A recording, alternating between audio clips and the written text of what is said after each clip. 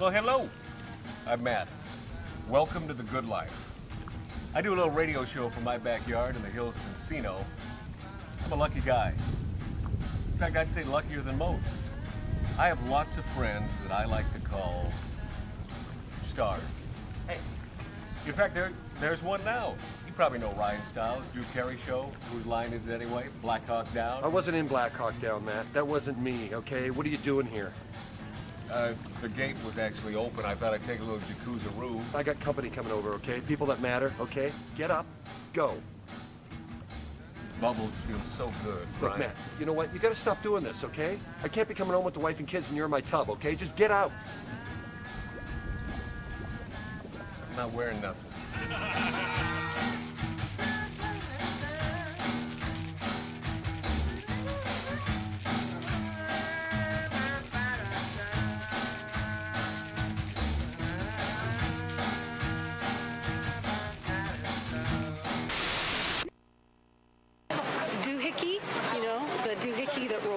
Hi, this is Meatloaf. Okay, kids, you know what time it is? You know what time it is? It's Outlaw Radio time! The most imitated radio station in the nation. I'm through with standing in line for some fun to begin, but I found a good thing leaving me with a grin. It's time for Outlaw Radio to begin. You have the great Billy Gibbons here? Yeah. It's very cool. Yes, he did. He just passed out. He did. Yeah. Hey, that didn't sound too bad. Had to lighten him up loud. Oh, man. We're here with Matt. Oh, yeah. Had to lighten up. Oh, little Outlaw Radio. We're here with Matt. And he's not fat. We got all these guys and girls in the house. Let me tell you, that's where it's at. And that's, ladies and gentlemen, Matt Allen. Pass me a gallon.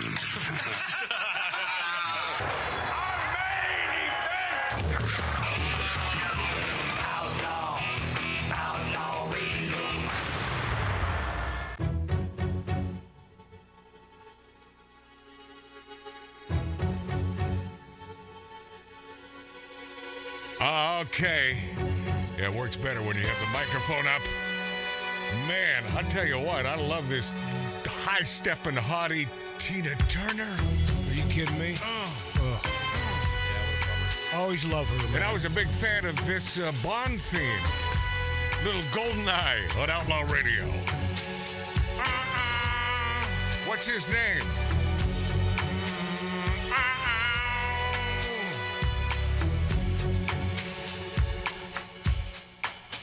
What is it? Name's Bond. James Bond. Get it, Tina. See reflections on the water. More than God, she was good. Yeah. in the depths. Yeah. Nasty good. See him surface in every First shadow. female on the cover of Rolling Stone magazine. Yes, sir. Yeah. Legend. Oh, yeah, is that a fact? Yeah. Get it, Tina. Golden eye, I found his weakness. Great song, man. It is. Surely is. They really used the Bond theme in this. Yeah. God, listen to that voice. And even the hook is not bad. Listen to the minors in the hook. There's a harkening back to the original Bond themes. Huh? Yeah, you can tell it really well produced. Yeah, good stuff.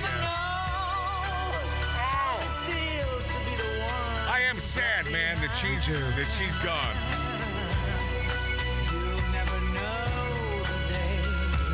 We know. Ooh, tasty. Ooh. Oh, that just sends shivers. That little minor chord there. Ooh. John Fogerty posted a really nice thing.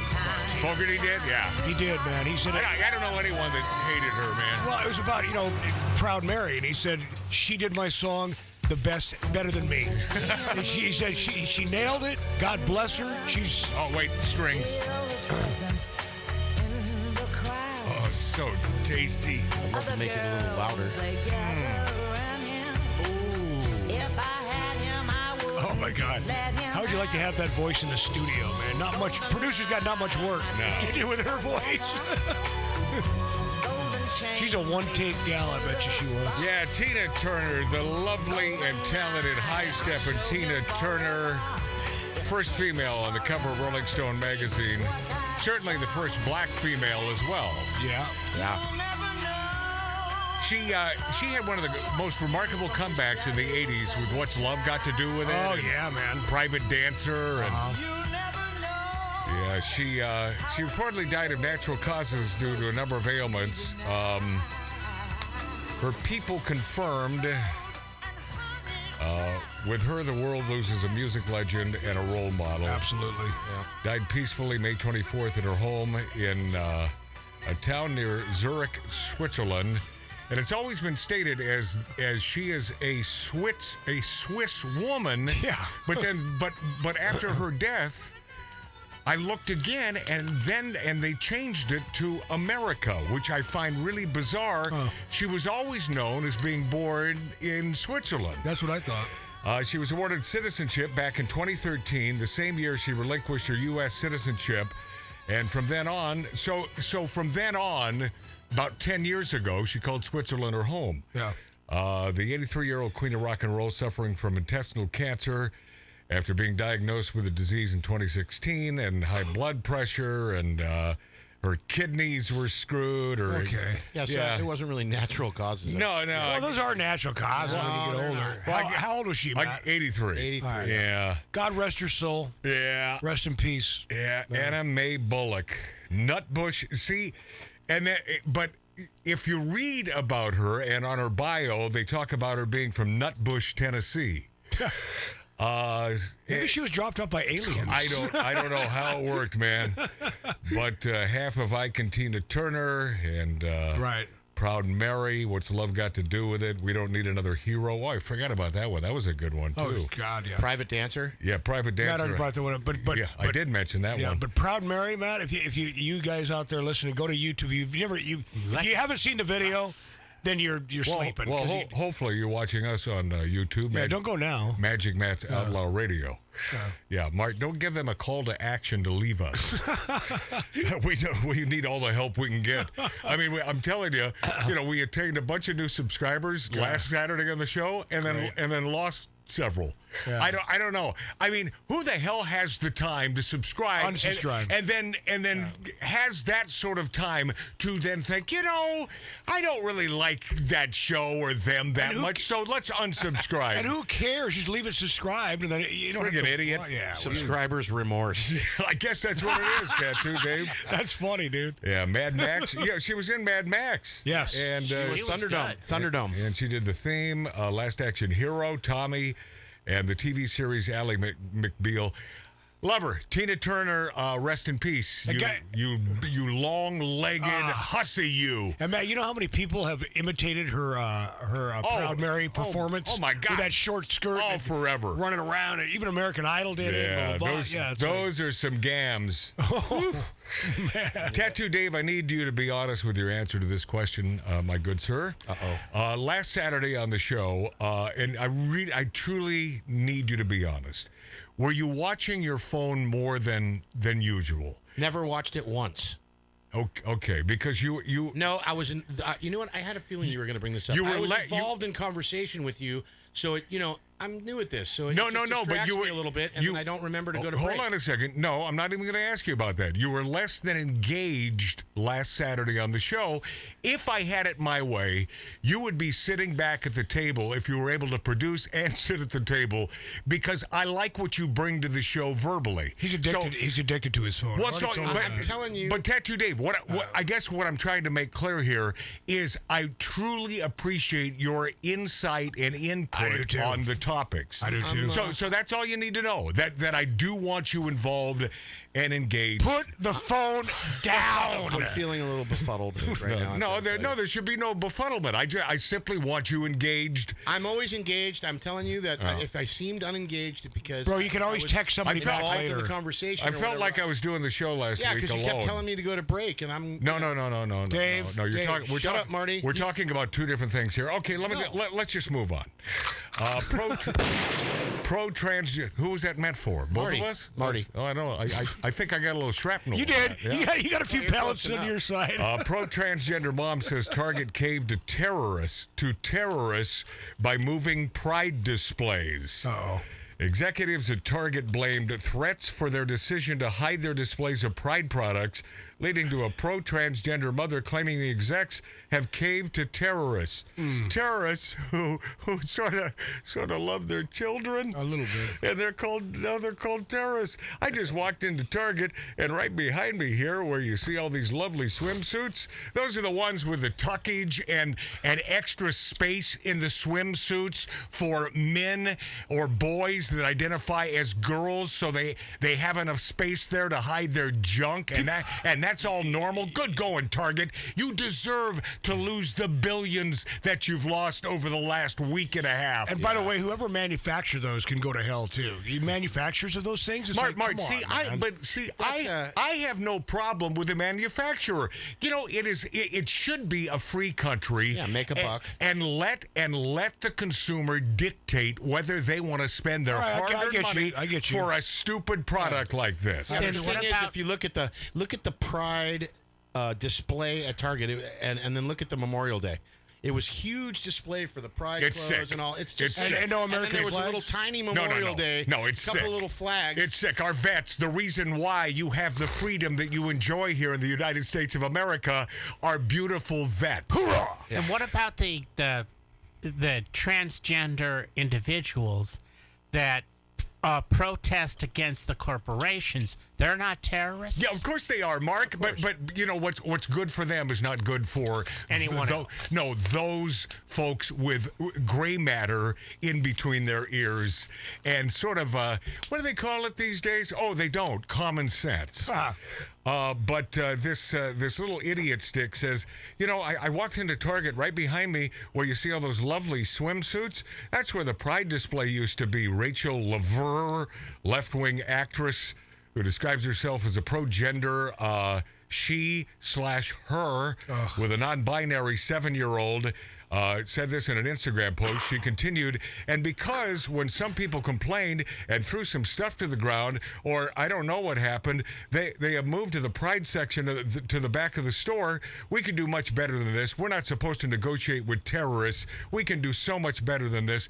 These people have lost their stinking minds. Sick. And those of you who are in lockstep with these idiot sticks, you have lost yours, and you certainly don't deserve to have a child in your care. I mean, didn't Target learn from Bud Light? Didn't they learn something about that? God, let me say, thirsty, out-of-work actress Rachel Levere what the hell? claims her 7-year-old is non-binary and can't return to Target for a month, or else he'll see the Satan-loving designer bulge suits have been moved. These people are insane. Way to go, terrorists, for making noise. Oh, my God. Oh, but that's good. See, that's someone being tongue-in-cheek.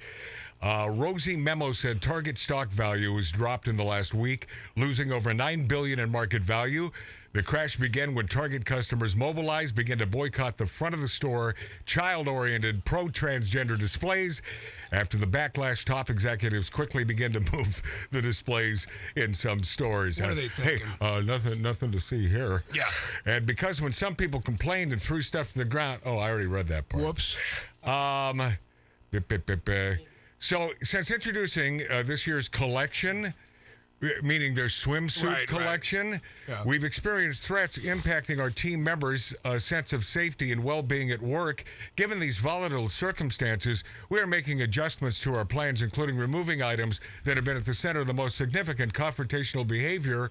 The company declined to describe or list the claimed threats or say if the threats were made by the company's consumer base or suburban moms. You see, even the Associated Press, and you know that the Associated Press is a left-wing organization, Even AP repeated the threat claim, but quietly rewrote its articles when it realized there were no public evidence of threats. Why?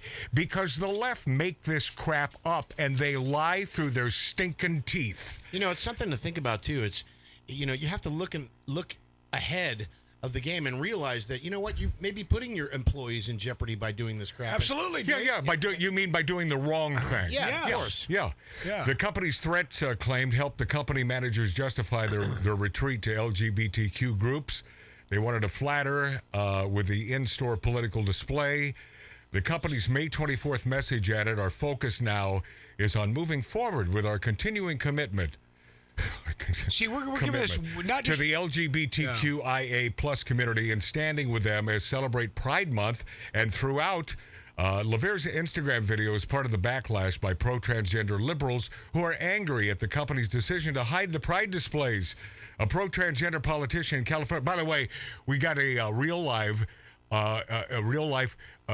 thinking, breathing, walking, talking gay man on the show to address this issue in a few minutes. Good. A pro-transgender politician in California, State Senator Scott Wiener, shared a video of a man punching down signs in a Target store, but the community notes added to the tweet said the video was created in 2021, having nothing to do with this. You see how they fabricate to fit their narrative? Well, Matt, they are big effing liars. Why? I mean, stop it already. Well, no, Matt, hold on. And when I say we, I'm going to say we, the kingly we.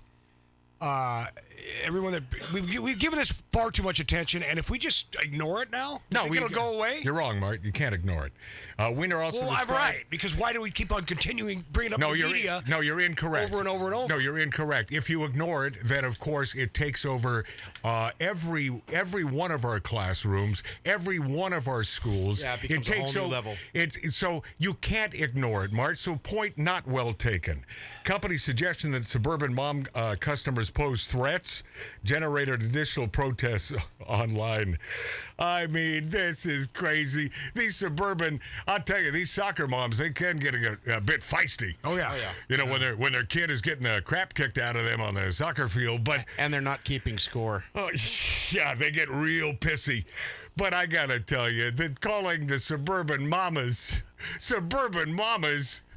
terrorists. Oh, that's a classic. That's just taking this to a whole new level. Be careful. Target, you should be ashamed of yourself. I haven't been to a Target in 3.5 years, and I will not step foot into a Target ever again. No. Ever. I get all my stuff online. I have no need. There is no need for me to be in a Target. And by the way, I never found it a satisfying shopping experience. It's a zoo. It's just, it's you know what? I went to the Target Zoo. There was a Target/zoo. Yeah? What kind of animals do they have? Well, I'll tell you what. There was an entire section where monkeys were flinging poo. Nice. Yeah. That's always a good one. And cans. Now, by the way, I can't go wrong with a poo flinging monkey. You really can't. No, you really can't. And that was the first Target that I enjoyed the experience. Sure, man. But aside from that, when they rid themselves of the little zoo areas in their Targets, that is over. Yeah, there's just no reason, and you can get stuff much better values at other stores. Well, Matt, this triple level Target that we have down the street from us down Yeah, there. I don't go there. Okay,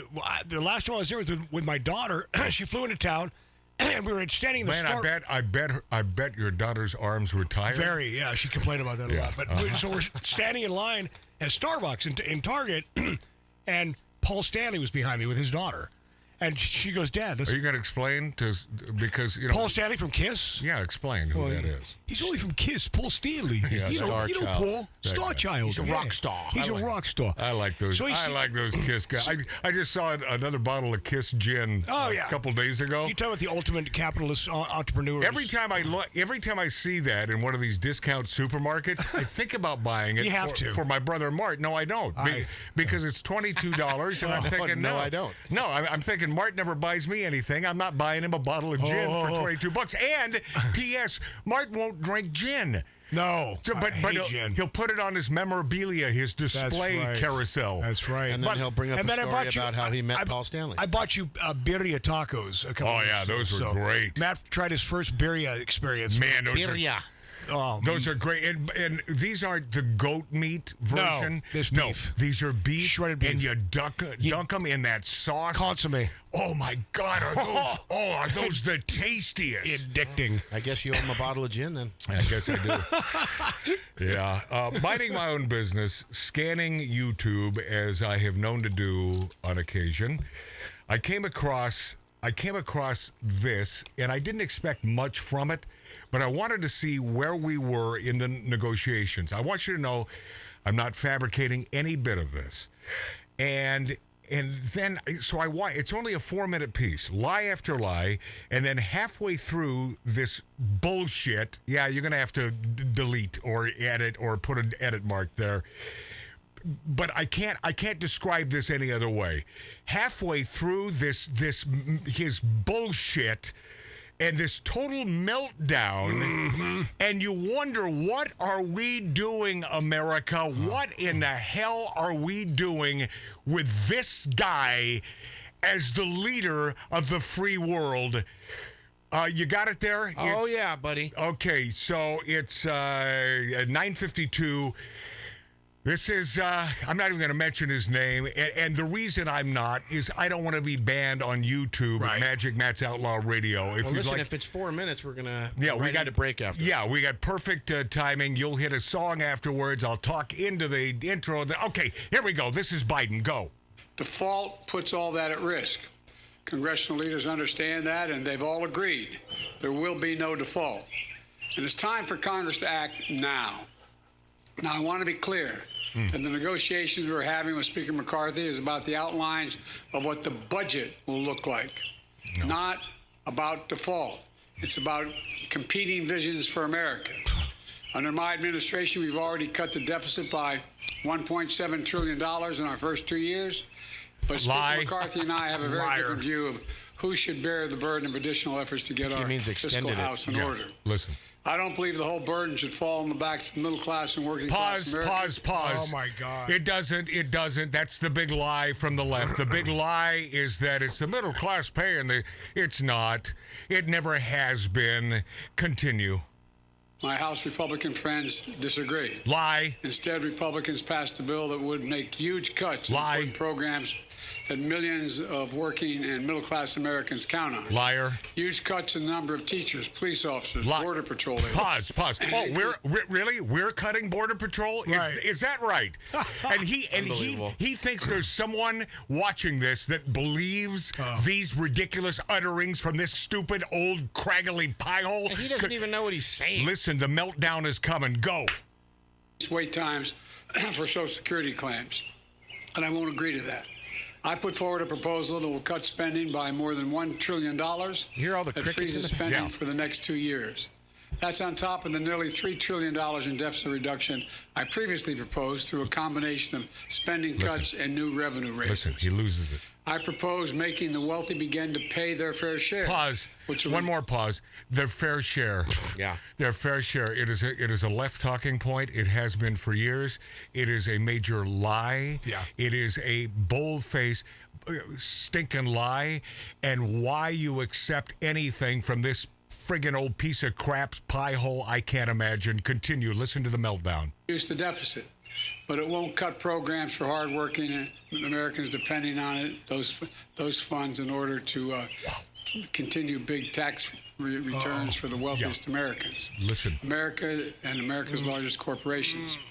But we can reduce the deficit both in short term and long term with a combination of spending cuts on programs that help big oil and big pharma by closing tax loopholes and making the wealthy pay their fair share.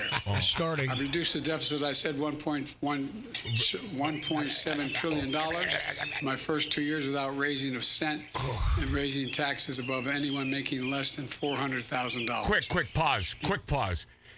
For anyone above $400,000, do you understand what small business is? Small business is $400,000, $500,000 a year. We on the right, we care about small business. Absolutely. These people can't stand small business. That's not a lot of money. That's small business that put a myriad of folks to work. Go. The economy is growing.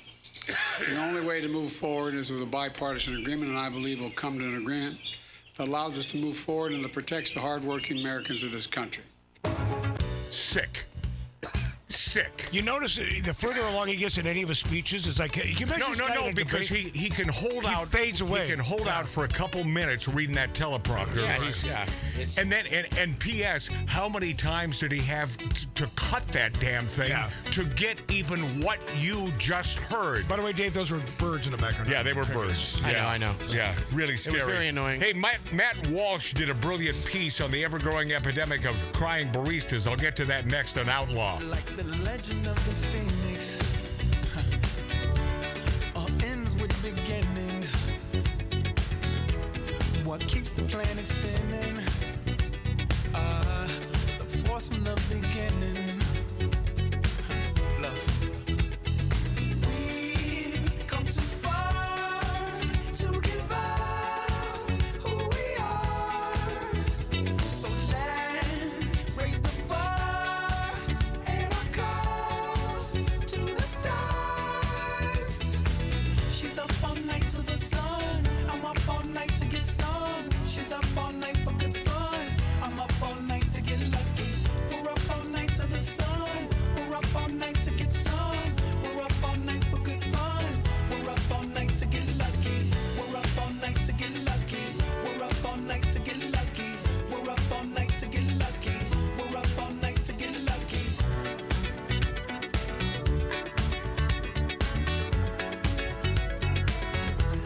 The present has no ribbon. Your gift keeps on giving. What is this I'm feeling? If you wanna leave, I'm with it. We've come too far to give up who we are. So let's raise the bar and our cups to the stars. She's up all night to the sun. I'm up all night to get some. She's up all night for good fun. I'm up all night to get lucky. We're up all night to the sun. We're up all night to get some. We're up all night for good fun. We're up all night to get lucky. We're up all night to get lucky. We're up all night to get lucky. We're up all. How about a bumper? Could you throw a stager in there first, and then turn my mic off, and then let's go. Take two, my friendlies. But no, Ladies and gentlemen, you're listening to Outlaw. Ladies and gentlemen, you're listening to Outlaw Radio. The staccato hoofbeats of a golden palomino, carrying a man who fights wherever justice needs a champion. Magic Matt Allen.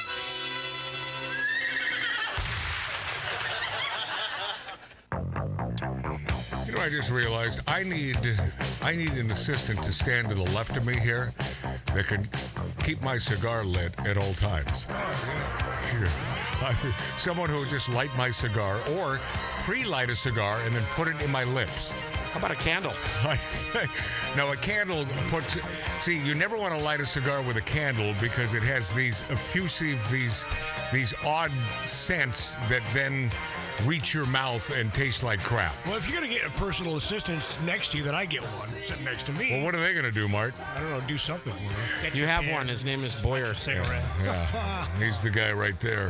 Mark Boyer, the fluffer. I don't want him. You can see him on YouTube, Magic Matt's Outlaw Radio on YouTube, if you'd like to get a little visual with the audio. And, you know, frankly, why would you? Thanks to great radio stations for carrying our radio show, Magic Matt's Outlaw Radio. Matt Walsh did a brilliant piece. Matt Walsh, I love that guy. Well, because he's a brilliant guy. Yeah. And he did this great piece on the ever-growing epidemic of crying baristas. Starbucks wants to be unionized in many parts of the country, and it's hard to believe how effed up these Gen Zers are. This video that went viral sort of, in a nutshell, explains and shows you how nuts these little punks are. And you see the little guy, and he's just a little guy with a little mustache and a little, it's like you can tell that it must have been tough to grow any sort of facial hair for this little puss. And he's a union activist, goes by the name Evan, and he's an Ivy League student, and this video went viral. And I want you to be ready here, Tattoo Dave, in the middle of this thing at some point. I'm going to have you pause, and then we'll do part 2. But understand the situation. He is on the clock of Starbucks while he's... and I understand this was a live video, and then, of course, it was picked up throughout the platform nation, and it's been played a gazillion times. And my God, and I didn't look at any of the comments. I mean, who the hell would be on this little punk's friggin' side? You believe it or not, I believe it or not? Yeah. Okay. I know where we are in 2023. I know. This is a sickness. So imagine, if you will, this on the clock, mind you. On the clock, working for Starbucks in the back room, and he is videoing live this and then taping it at the same time in order to stick it out there for all to see. Listen to this little whining punk, a barista at Starbucks.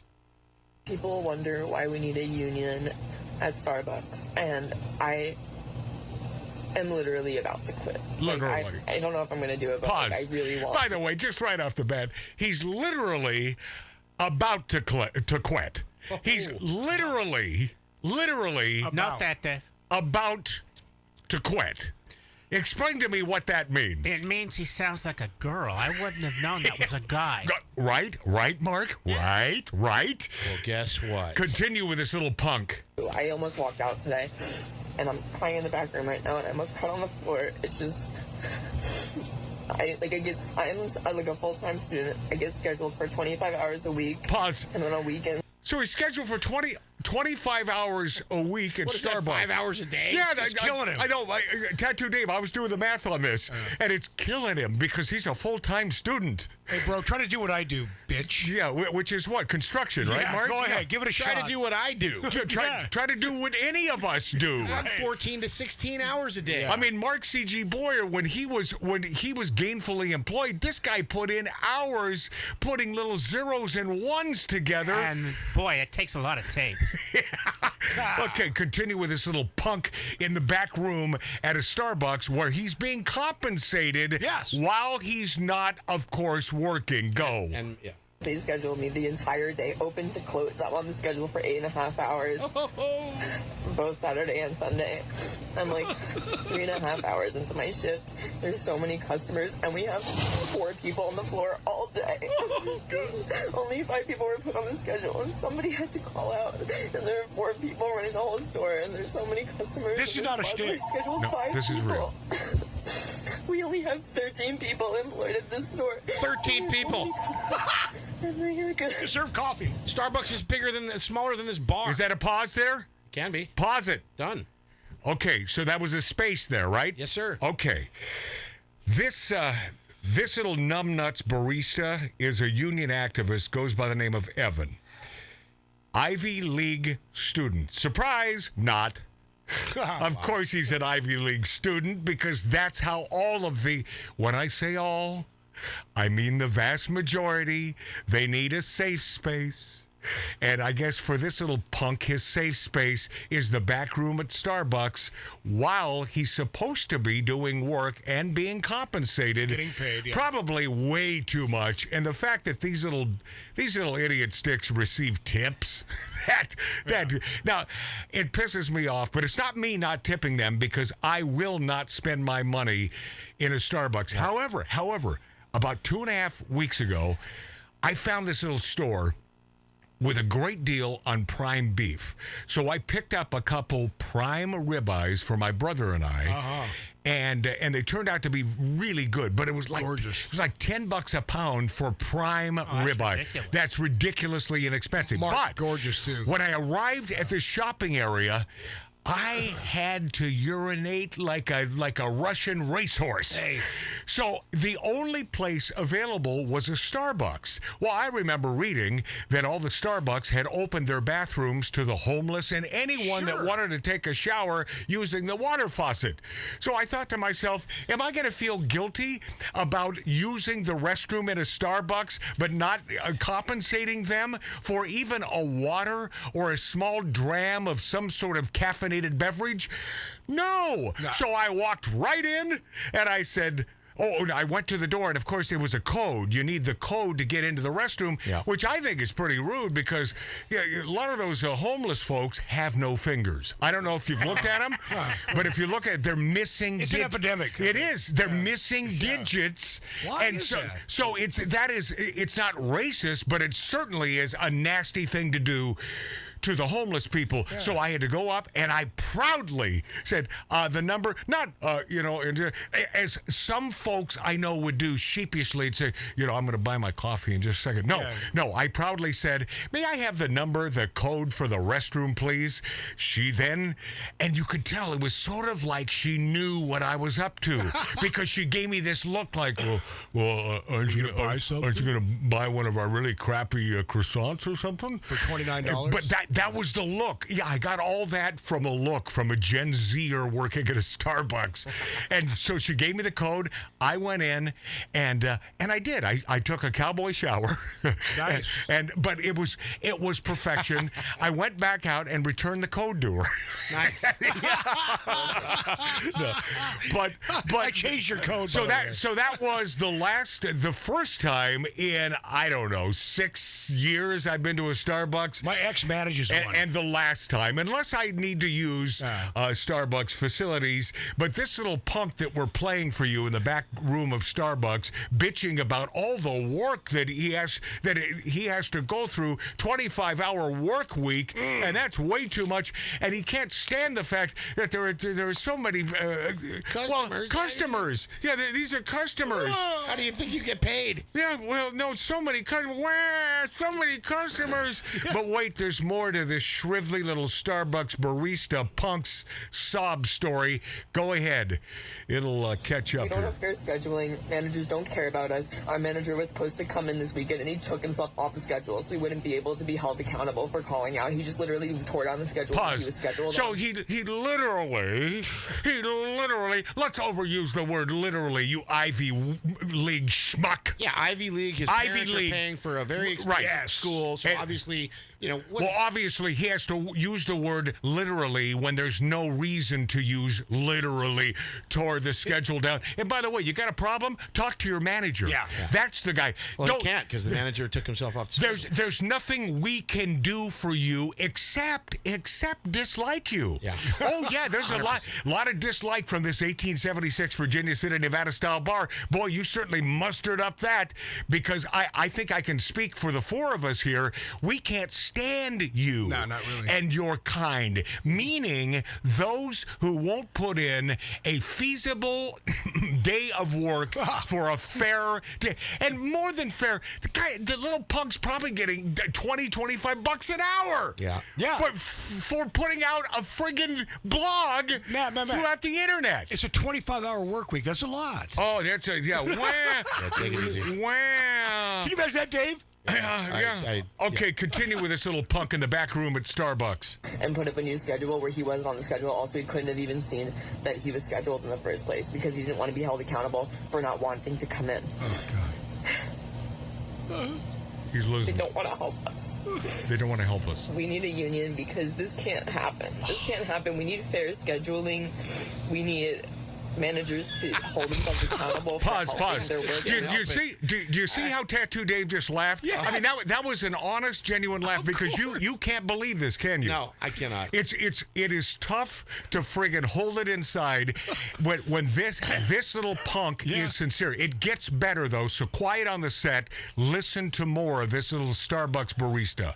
They refuse to turn mobile orders off. We need the liberty to be able to do that because there's so many mobile orders and I need to get through all of them, and then people are yelling at me because they don't have their orders ready. I don't know what to do. I can't do it. And a customer was misgendering me today, like, really badly. I didn't have their order ready. And so they were just, like, talking like each other. And they're like, she's clearly incompetent. I have a full mustache and beard. Pause. Did you hear what he said? She's clearly incompetent. No. What he said was... Something about gender, right? Can I explain it? A customer misgendered me today. Yeah. Misgendered me today. He has a full... No, it's not full. No. No. And it probably took him his entire time on this planet, all 22 years of time on this planet to grow that little fuzzy thing below his nose and a little bit on his chin. And by the way, having a mustache doesn't mean you're not a female. I know. I've dated Italian chicks. Hey. I mean, My sympathies. I get past it. Yeah, these little ingrates apparently hate you, the customer.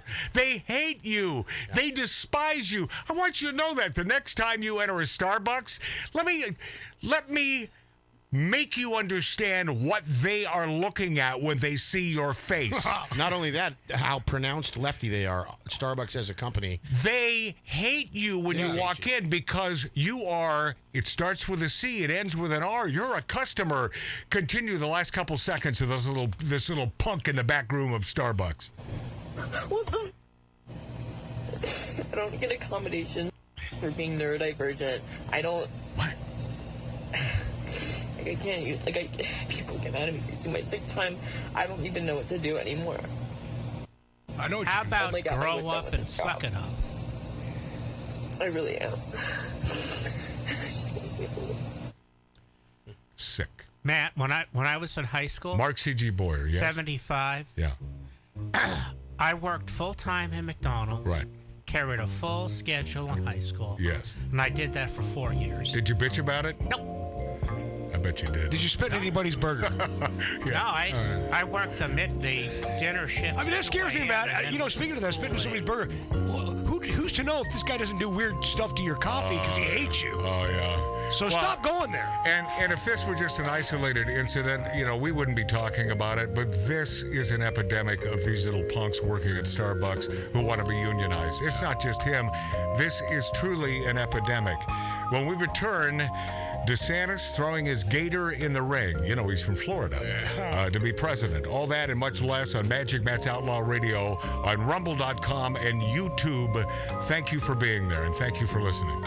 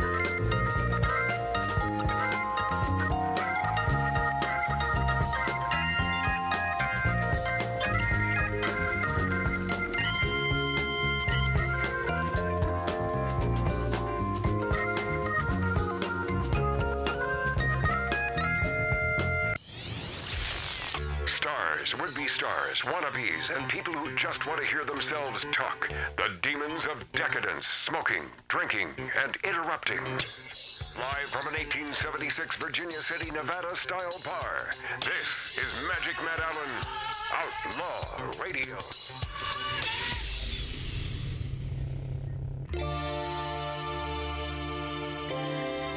It appears that that Jew hater from Pink Floyd is at it again. We'll get to Roger Waters. We'll get to his meanderings next hour. Plus, a Family Feud contestant accused of killing his wife joked about regretting marriage on the show. Oh, yeah. And this, I heard about this. Yeah. This chick that he supposedly killed was one a hot rod, man. It was, Too bad. She's really good looking. Don't kill hot chicks. No. I mean, don't listen. Understand? Don't kill anyone. But. Yeah, but especially hot chicks. Yeah. Stay away from the hot chicks. You know, I mean, there aren't enough hot chicks, so just let them be. Yeah. All right. My hair is lifting. You know, when they speak like that, you know they're a hot chick. Oh God. Yeah. Oh, and by the way, that Rakakowski, that chick who was in the. Oh God, what's the video with what's his name? Somebody. I mean, there are 4 people in this bar, this 1876 Virginia City, Nevada-style bar, and I can't get any help. No, I'm lost. I don't know what Me you're too. Okay, the hot chick who showed her breasts in the video from years back. And what video? The one where he was sued by the Marvin Gaye estate. And yeah. I can't think of it right now. Yeah. And obviously my producer and my brother Mart and Mark C.G. Boyer can't think of it either. Lines. Blurred lines. Anyway, blurred lines. Anyway, this Radikowski, oh boy, I've got sort of proving and I hate to say that we told you so and that we're always right and we say what you're thinking, but everything has come to fruition. If you go back 2.5, 3 weeks on this show, we laid it down, we laid it out in black and white, and now she's proving our point, and I'll get to Ratatouille, or is it Radikowski? I don't care what she's called, man. I would be all day with it. Oh, and this new spread that... but I don't want to give away the ghost, but... I'd like to be her bicycle seat. We'll talk... Okay, and you don't want to be a 12-year-old because you are. Yeah, sorry, Mary in upstate New York. That's my brother Mart. Yeah, he can't help himself. You wouldn't be her bicycle seat? DeSantis throwed his gator in the ring after, of course, talking about it for several months now. And I got to tell you, I saw some of this, and it was not pretty. And I'm a big fan of Elon Musk, and I believe what they were trying to do on the platform. Oh, yeah. But, blaming it on a meltdown and that there were too many people trying to watch, I'm not buying any of that. No. There was an agenda there the whole time. But, you think that we technically screw up sometimes. Well, think about an Elon Musk proposition on Twitter where they have nothing but billions of dollars. Right. And the mishap that went down with this DeSantis throwing his name in the ring to be president, and it was a guffaw. And you know that I'm a Ron DeSantis fan. I think he loves America and he does the right thing by America. Great governor. However, I am not certain that Ron DeSantis has the gravitas. I'm with you on this. I'm not certain where Trump... Why do I like Trump? That loudmouth son of a bitch, Donald J. Trump, because he's not a politician. Yes, sir. Yep. And DeSantis is a politician. Yep. And I do believe that Ron DeSantis would do a fine job as president. We need a Republican in there, obviously. But after watching DeSantis, and man, if you do an A and B between Donald Trump and Ron DeSantis, there's no competition. There's no gravitas. There's no balls there. Right? He's just politician. So, whatever way the wind blows, as long as we end up with a Republican, but the best of all worlds would be Donald J. Trump, who only has, if he's elected, another 4 years. So, my God, all bets are off. Live it up. He will put the hammer effing down. Hello, Larry. A lot to get to, including Joy Beastar describing the AR-15. You're going to love this stuff next. On the street, I was talking to a man. He said there's so much, but there's nothing, man, that I don't understand.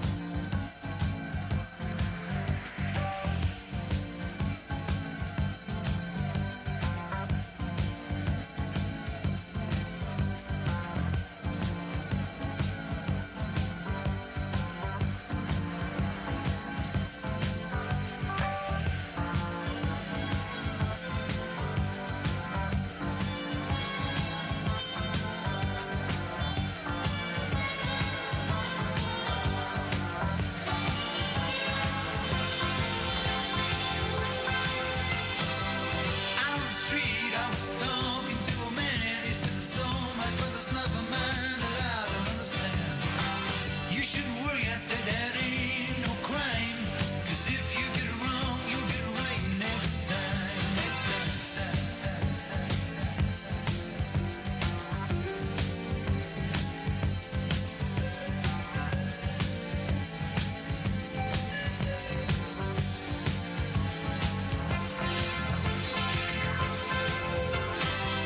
You need direction, yeah, you need a name. When you're standing at the crossroads of the highway, look the same.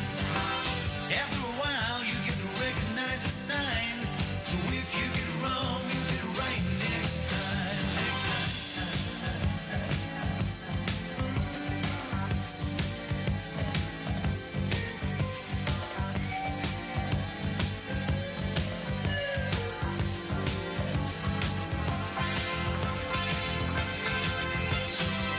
Life is a liar, yeah, life is a cheat. It'll lead you on to pull the ground from underneath your feet. No use complaining, don't you worry, don't you whine. 'Cause if you get it wrong, you get it right next time. Next time.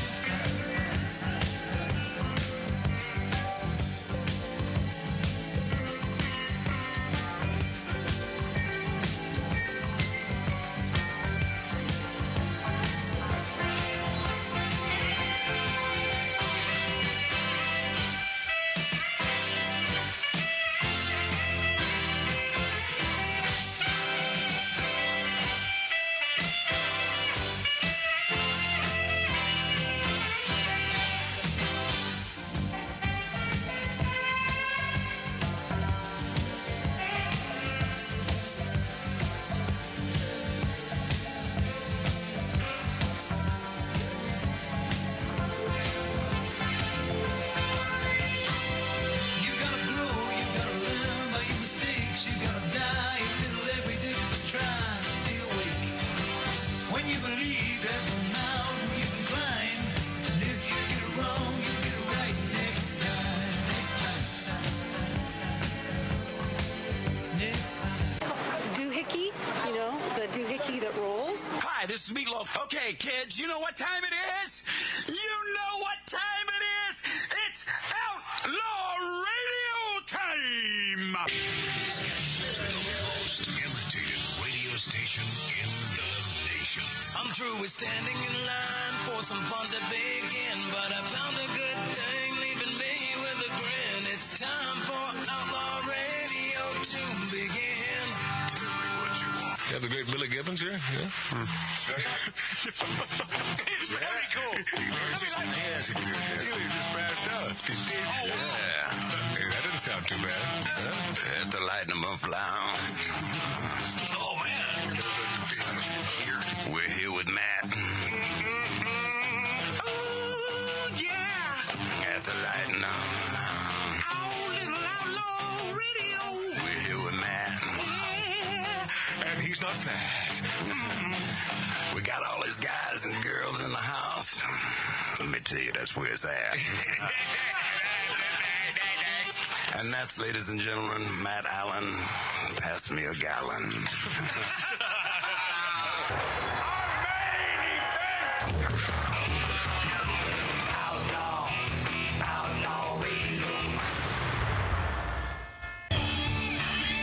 All right, I'm playing this because I found this the other day. I thought I'd heard every INXS song. Fell in love with this on Poker Night last Wednesday. Dig this.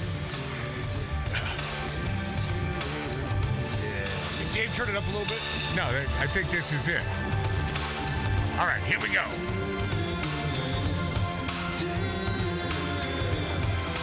All these skies are mine. I don't know how I missed this, man. It was new to me, too. I never heard it.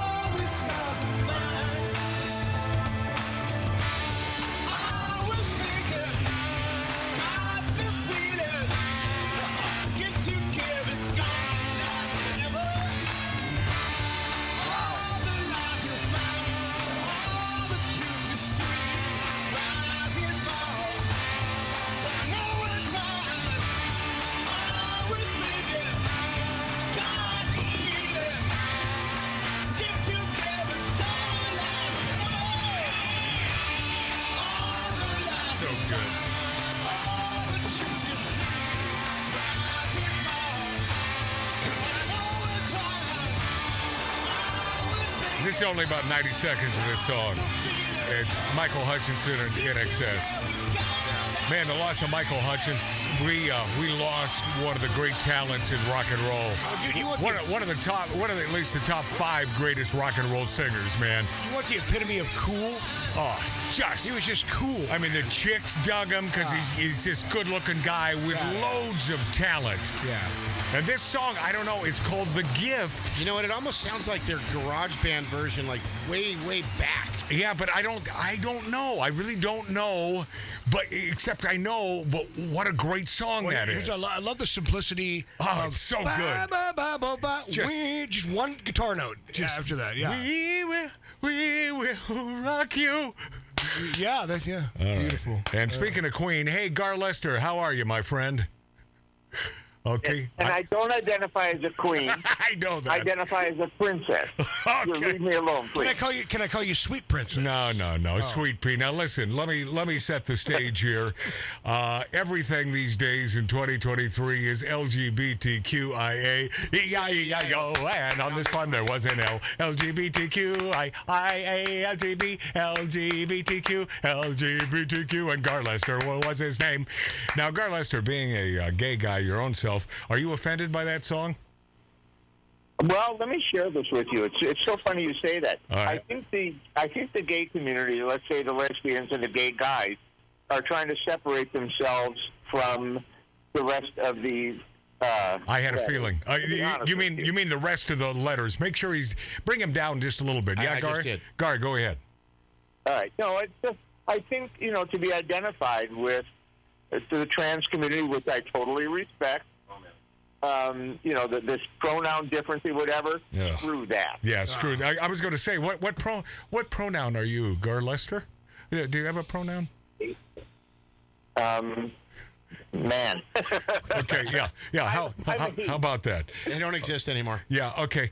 Gar Lester, a bon vivant, a man amongst men who happens to be a gay guy that ran a huge entertainment firm here in Hollywood, so he knows the ins and outs of Hollywood, and found himself between a rock and a hard place. It's like, do I want to enjoy life, or do I have to put up with these a-holes in Hollywood? So he got the hell out and moved to Bakersfield, and that's a great little town. I will tell you, a lot of people love to poo-poo Bakersfield, but I love that little town. There are some good people in Bakersfield, and and we know how they vote, don't we, Gar Lester?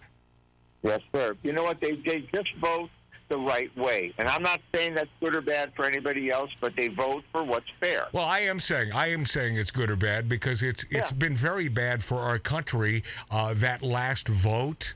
It's been very, very bad for our country. So if you do the right thing, and it's simply values, and that's not simply saving our children from indoctrination, but it says a lot when it comes to small business. I'm a huge fan of small business, and these people who are running our country, and certainly this a-hole running our state of California, hates small business. I mean, is complicit during this entire tirade over the last several years of this flu, this epidemic. He was complicit in putting away and putting down these incredible small businesses, these ma and pop businesses. Now, they couldn't survive it. They couldn't survive them down. Yeah.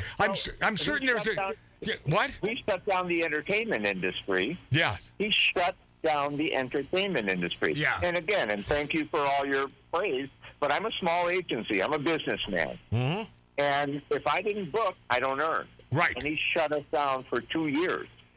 Yeah, I mean, how do you do it, man? How do you do it? Gar Lester, do you like being identified as gay, or as I hear some gay folks say these days that they like the moniker queer again?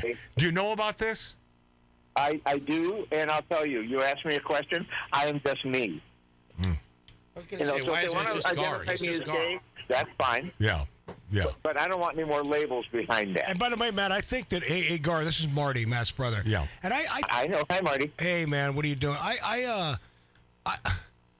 I Spit it out, Mart. I think the turning point in his agency is when he signed me to his agency, and then he moved. It's always about Mart. Yeah, what did he do? Hey, Tattoo Dave, what did my brother just do? Yeah, he made the story about him. Hold on, Gar's the one who he wanted me with his agency. No, he wanted me.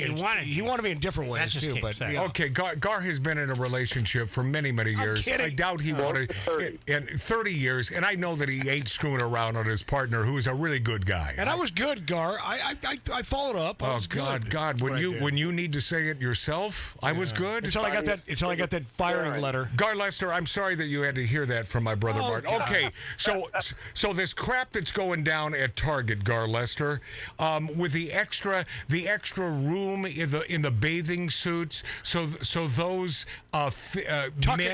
men who identify as females can then tuck their junk and have enough room for it. What is your take on that, being a gay guy, Gar? That is the sickest thing I've ever seen. Oh, God. It is sick. It's Thank you. sick. Yeah. And how about, okay, I brought up a point, I think it might have been last week, that if indeed these, what do they call them? They drag the cross dressers, but what is the name? Transvestite? No, not transvestite. It's drag. So the drag. So these drag performers, if indeed it's about performance, and it's not about indoctrination, then why do they choose the elementary schools to perform their wares and not an old folks' home? Right, Gar Lester?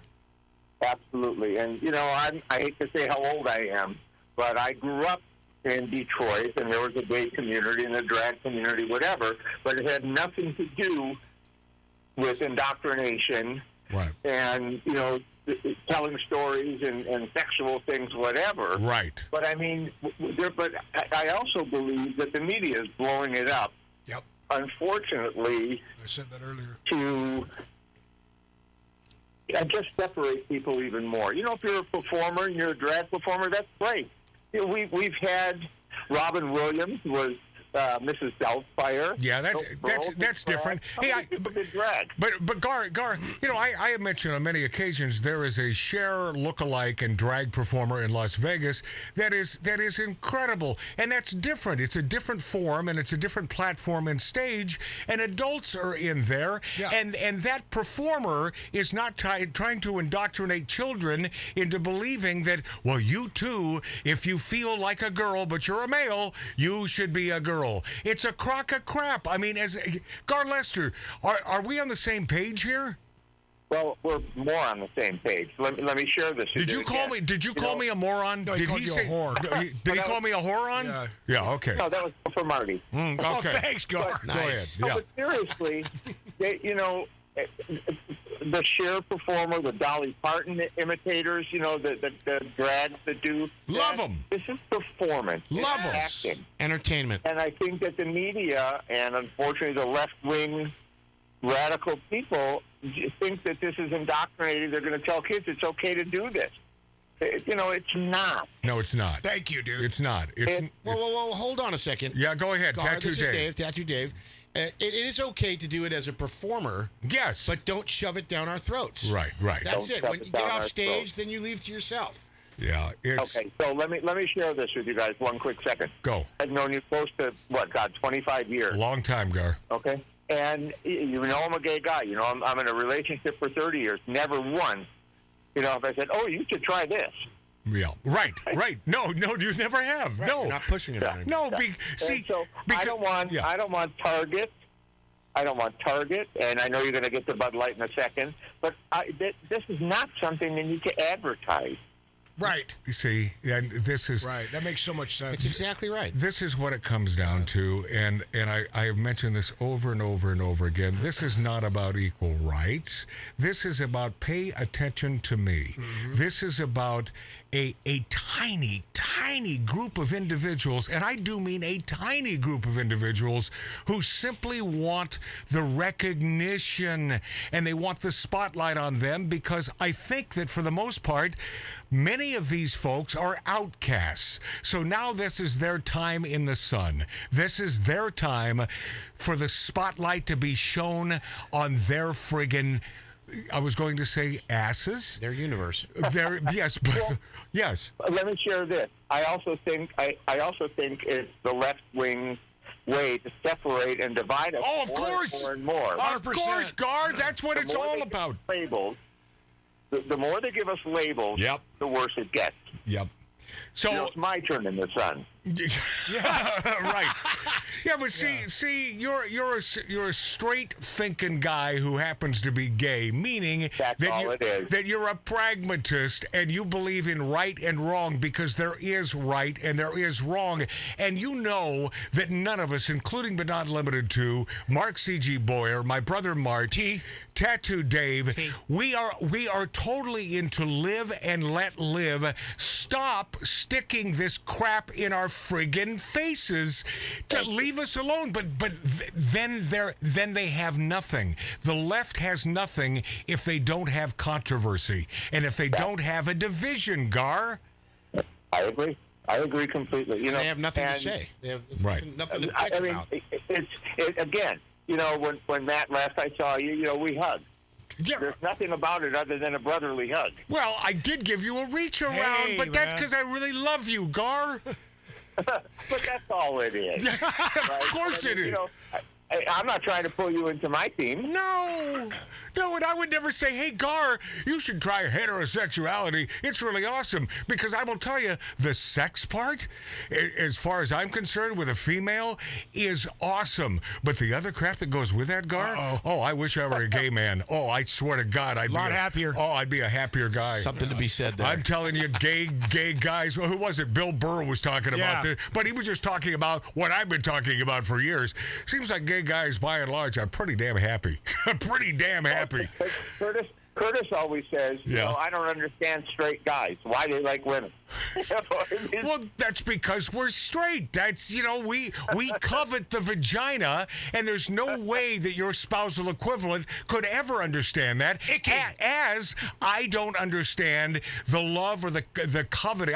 Not even coveting, but the love of a penis. See? I love my penis. And so that's the difference. You have your thing. I have mine. I don't think it's blasphemous. I'm not one of these religious zealots who that quote scripture and say, wow, this is blasphemy. No, I don't believe that. Although I do believe in God.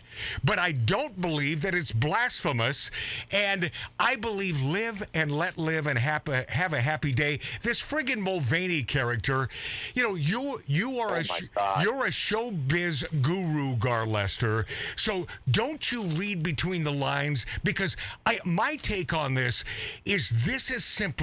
was an out-of-work actor who during the pandemic had no gigs, so he came up with this bright idea, and P.S., pretty brilliant idea. Am I off track here?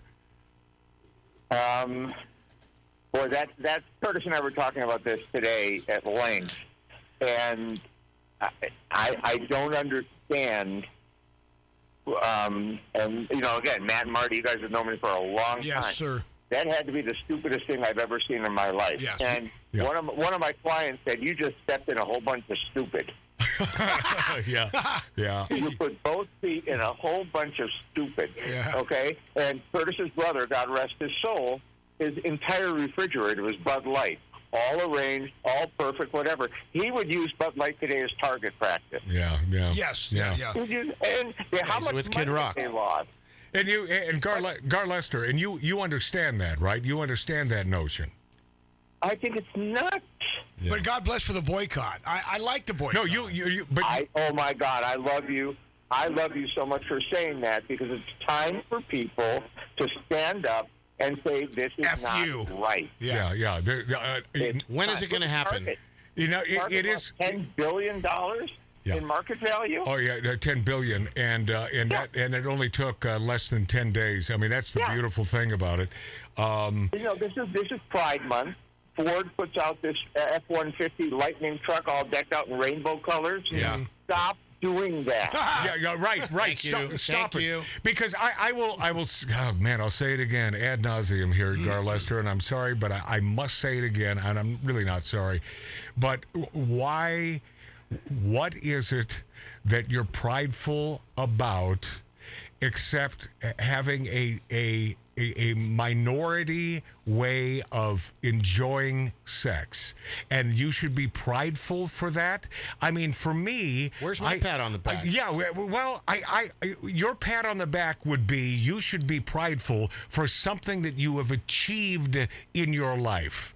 If you should be prideful if, as a kid, you won a softball game and you ran that last runner in the home. You should be prideful about that. You know, you can be prideful for having a great career in whatever it is, or have pride in helping your fellow man and or woman. But not for your sexuality. No, but pride, see, this is what I don't get, Gar Lester, who is, if you just tuned in, a gay guy in the entertainment industry.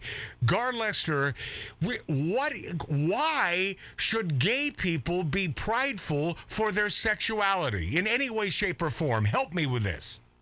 That's a great question. And again, let me share with you. I come from a family. My parents divorced when I was 3 years old. Curtis and I have been together 30 years. I'm proud of that. Okay, see, that's an accomplishment. See, that's an accomplishment, but it has nothing to do with your sexuality. Continue, Gar. That's nobody's business. Right. It's nobody's business. Yeah. I fix my cars. You know, Curtis is out doing gardening work. We cook, whatever we do. We're mindful, very respectful people. Don't put any labels on us. God bless you. You know what, Gar? I got to tell you, I'm in the business also. I'm a Teamster. And I shared this with Matt. I got an email from the Teamsters asking us. This just happened about 2 days ago. 2 days ago. And this, I want to hear this. This will curl your friggin' hair. Go. I got an email from the Teamsters asking me to march in the Pride Festival on June 11th on Sunday. Teamsters come down and march with LGBTQ. I think that's wrong. It's 100% wrong. It's 100% wrong. Well, you're not mandated to do that, right? I'm not mandated. I said asked. I was asked to do it. Hey, but these hold on a second. These Teamsters, they're gonna frown on you. The strongest union. Yeah. Do you think there's someone there with a clipboard taking friggin' names? Oh, of course. Who's? Well, I'm asking. It's a small, very big world. Yeah. And I guarantee you, the percentage of Teamsters that go out there are going to be very minuscule. But we all are part of the union. I'm from Detroit. I'm a union boy. I'm part of the Screen Actors Guild. Right. You know, Matt, I know you. I am too. But don't push it down my throat. Yeah. Yeah, maybe a suggestion. We're going to be out there, not come and march on Gay Pride, not coming, Right. But it's almost like they didn't give you a choice. It's not a suggestion. They are telling you to do. No. I said maybe a suggestion. No, it's not a suggestion. They're telling you to do it. My point, and that is the way that unions will strong arm their constituents to vote a certain way. That's the way it right. That's the way it works. The teachers union. I want to vomit when I hear teachers union. That drives me nuts. I mean, seriously, this woman, I forget, Shelly Ann or whatever, the New York, the Hunters University teacher. Yes. That went after these pro-life kids. Yep. And went after the guy with the machete, and now she's claiming everybody's racist. No. And Gar Lester, how does it turn out that she's the victim when she is the one? She's the perpetrator. She is the perp going after these folks. The perp going after these people, and yet you and I and everybody there, we're not allowed to speak. Right. Yeah. Well, we do. We say what's on your mind. That's why they kick us off platforms. We hang in That's there. why we continue, because we have a lot to say, and damn it, you're going to listen because we tell the truth. Well, and why shouldn't we? Why shouldn't we? They have a lot to say. Also, if you don't like it, don't listen. That's right. Yeah, but it doesn't mean that I'm going to walk by your door and hold a machete to your head. Well, hey, Gar Lester, are we haters? Are we haters? Well, when you say we, I have more love. I have more love for you, Matt and Marty, and I miss being down at your house and in the show. Yeah. Because all we are is brothers. We're friends. Absolutely, dude. We can laugh at each other. We can talk about anything. We always had a great time. I've never let a sexual proclivity get in the way of my friendship with anyone. Unless I will tell you this, unless they're really icky. Now, a buddy of mine has a brother-in-law or his best friend's brother is a gay guy. But this guy, I got to tell you, Gar, is one of these really overt gay guys who likes to talk about what he'd like to do to you and what he'd like to have done. And he likes, see, he's an attention-grabbing queen, although he's not, he's not feminine in any way, but he's gross, right? And that's the difference. There's, no matter whether you're gay or straight, it's a thing called decorum, Gar Lester. Thank you. Right? It's decorum. A Gar Lester would never do anything so nasty because this guy is simply doing it for attention. Yes. Look at me. That's what this entire quote-unquote this movement is about. Right. That's what I was going to say. Don't you think that, first of all, the media, once again, the media propagates this. Of course. But it's been going on for the last, let's say, maybe 20 years. Yeah. Where they're attention grabbers. It sells advertising. Right? And sometimes backfires, but okay. But I think it's a beer company that it backfired big time. Right. And Target now. And the good news, however, is I've never been a beer drinker, so I don't. I'll boycott by virtue of the fact that I don't drink beer. Yeah. You were saying, Gar? But I think the public is so right to boycott now. Let them lose money. 100%. Yeah, and I'll tell you, Gar, I've never been a boycott guy because I do see that as a form of fascism. But my God, when it's gone this far, then do the right thing. Well, Kid Rock had it right. Because it's the right thing to do. My friends, this is a friend of mine from Bakersfield, California, and I'll tell you what, don't poo-poo Bakersfield until you visited for a couple days. They have a great poker room there. They have some great old classic steakhouses and some of the coolest dive bars you'd ever want to meander into and belly up to the bar for a good old-fashioned. And we got to do that again real soon, God willing, Gar Lester. I'm coming with you. Yeah, good. I hope so. With you have some free time, so let's set a day. Yeah, let's go out and visit. And let's visit. It's an hour and a half away, and meet up with Gar, and have some threesome foursome sex, all made stuff. Matt, that Basque Italian restaurant on Friday. Yeah. By the way, there's a Basque Italian restaurant there. There are Basque restaurants there because a lot of Basque people. And anyway, I have nothing but good times in Bakersfield. Gar Lester, I love you dearly. God bless you, Gar. See you and talk to you soon. We'll be this after back on the Big Dog of Broad Jackson. Meant to say Caston. He said he loves Outlaw Radio. Love him. He loves us. That's it. All right, kids. I'll talk to you soon.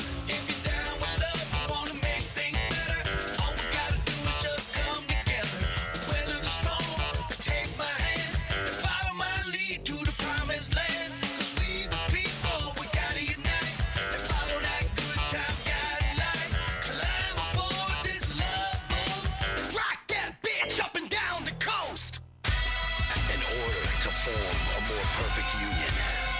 Do ordain and establish this Constitution for the United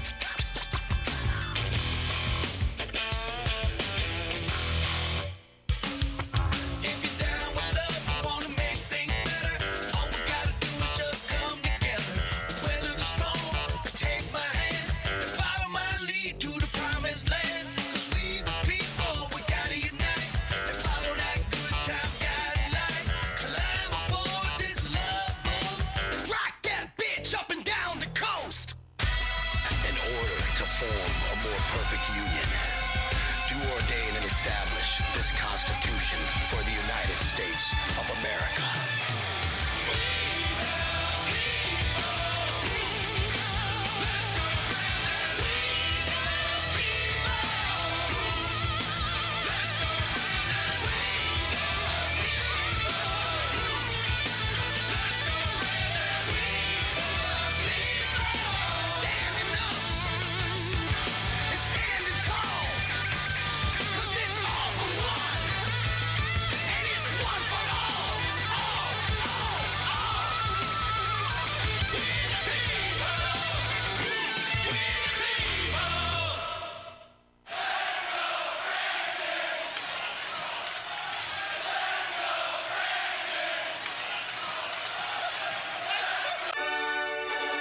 We stand for fun.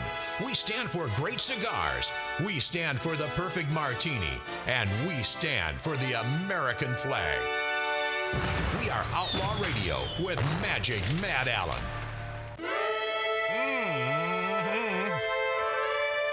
Welcome back, my friendlies, to Magic Matt's Outlaw Radio. You have to spell it that way if you want to watch us on YouTube and on great radio stations throughout the country. And when I say great, I mean the greatest. What's up, what's up? What's up, what's up? All of Wisconsin and your great cheese and sausage. Oh, Matt, you made me some bacon, a BLT this week. Oh, yeah. My God, out of that bacon? Yeah. It's the greatest bacon on the planet from Wisconsin. Hey, speaking of pigs, The View host Joy Beastar describes the AR-15 as the automatic rifle that kills a bunch of children. First off, wrong, not automatic, but go ahead. Yeah, of course, Mart. There are few with a national platform as vapid as Joy Beastar, and I'll get to that story in just a moment. But this is a song that was sent over to me by our buddy Tom Omer in that hit movie. Which, by the way, the movie is worth seeing. Anybody? The title? Nefarious. There it is. Nympharious. No, it's Nefarious. It's a great feel-good movie. Not really. Not a feel-good movie. It's scary, actually. But it is. Did you see it, Marty? It's. I just saw trailers. But... You know, it's evil versus the sanctity of life and pragmatists. And it's a great friggin' movie. Yeah. And Tom Omer is second lead in this movie. And my buddy Tom Omer sent this over to me. And he said, you really ought to watch this video. And the great thing about this is you don't have to watch the video to hear the song and enjoy this song. This is a man who is spot on. And I'm going to play this. Could you get rid of that, whatever the hell that's playing? Thank you. I was slowly doing that. Okay, but thank you for your input. Yeah, not quick enough. I love having Dave here. Appreciate you. This is I love having Dave here. I appreciate you, Garlester. Oh, thank you, Gar. Hey, Gar, thank you. He accepted my friendship. By the way, that was a Freudian slip, I guess. Oh boy. You know what? It's okay. I'm not offended. I'm wearing a Freudian slip underneath this blazer. Snazzy blazer. Yeah. This is a song by a man named Austin Moody, thanks to Tom Omer, the great actor who sent this over to me.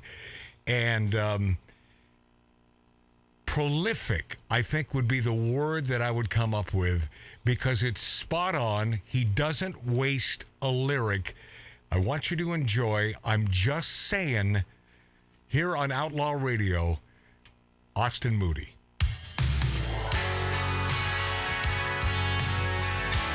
A little bit of country. Little bit of country. Listen to these lyrics. Spot on. They've torn Portland all to pieces and let Chicago go to hell. There's people leaving New York City like they rang the fire bell. They call themselves enlightened,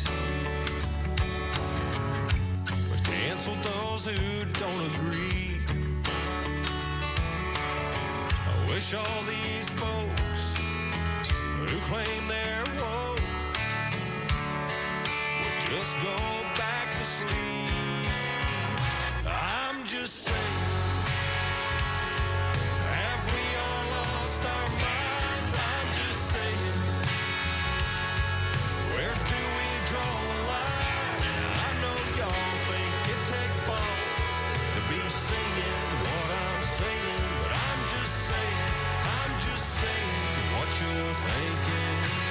I think he's listening to this show. That's what we do at Outlaw Radio. I believe in living a little live. Yeah, so do we. Have a happy day. Yep. We're all free to each their own. Amen, brother. If you were born a he, but wanna be a she, do your thing, but leave my kids alone. Awesome. I'm just saying. Leave my kids alone, mother effer. Have we all lost our minds? I'm just saying. Boy, it's a good song. I know y'all think it takes balls to be singing what I'm singing, but I'm just saying what you're thinking. Yeah. Yeah. Go, Austin. We send them off to college to get them educated. They send them back to us indoctrinated. And how much are we paying? I'm just saying. Not even the lyrics great, man. This is awesome. I'm just saying. Where do we draw the line?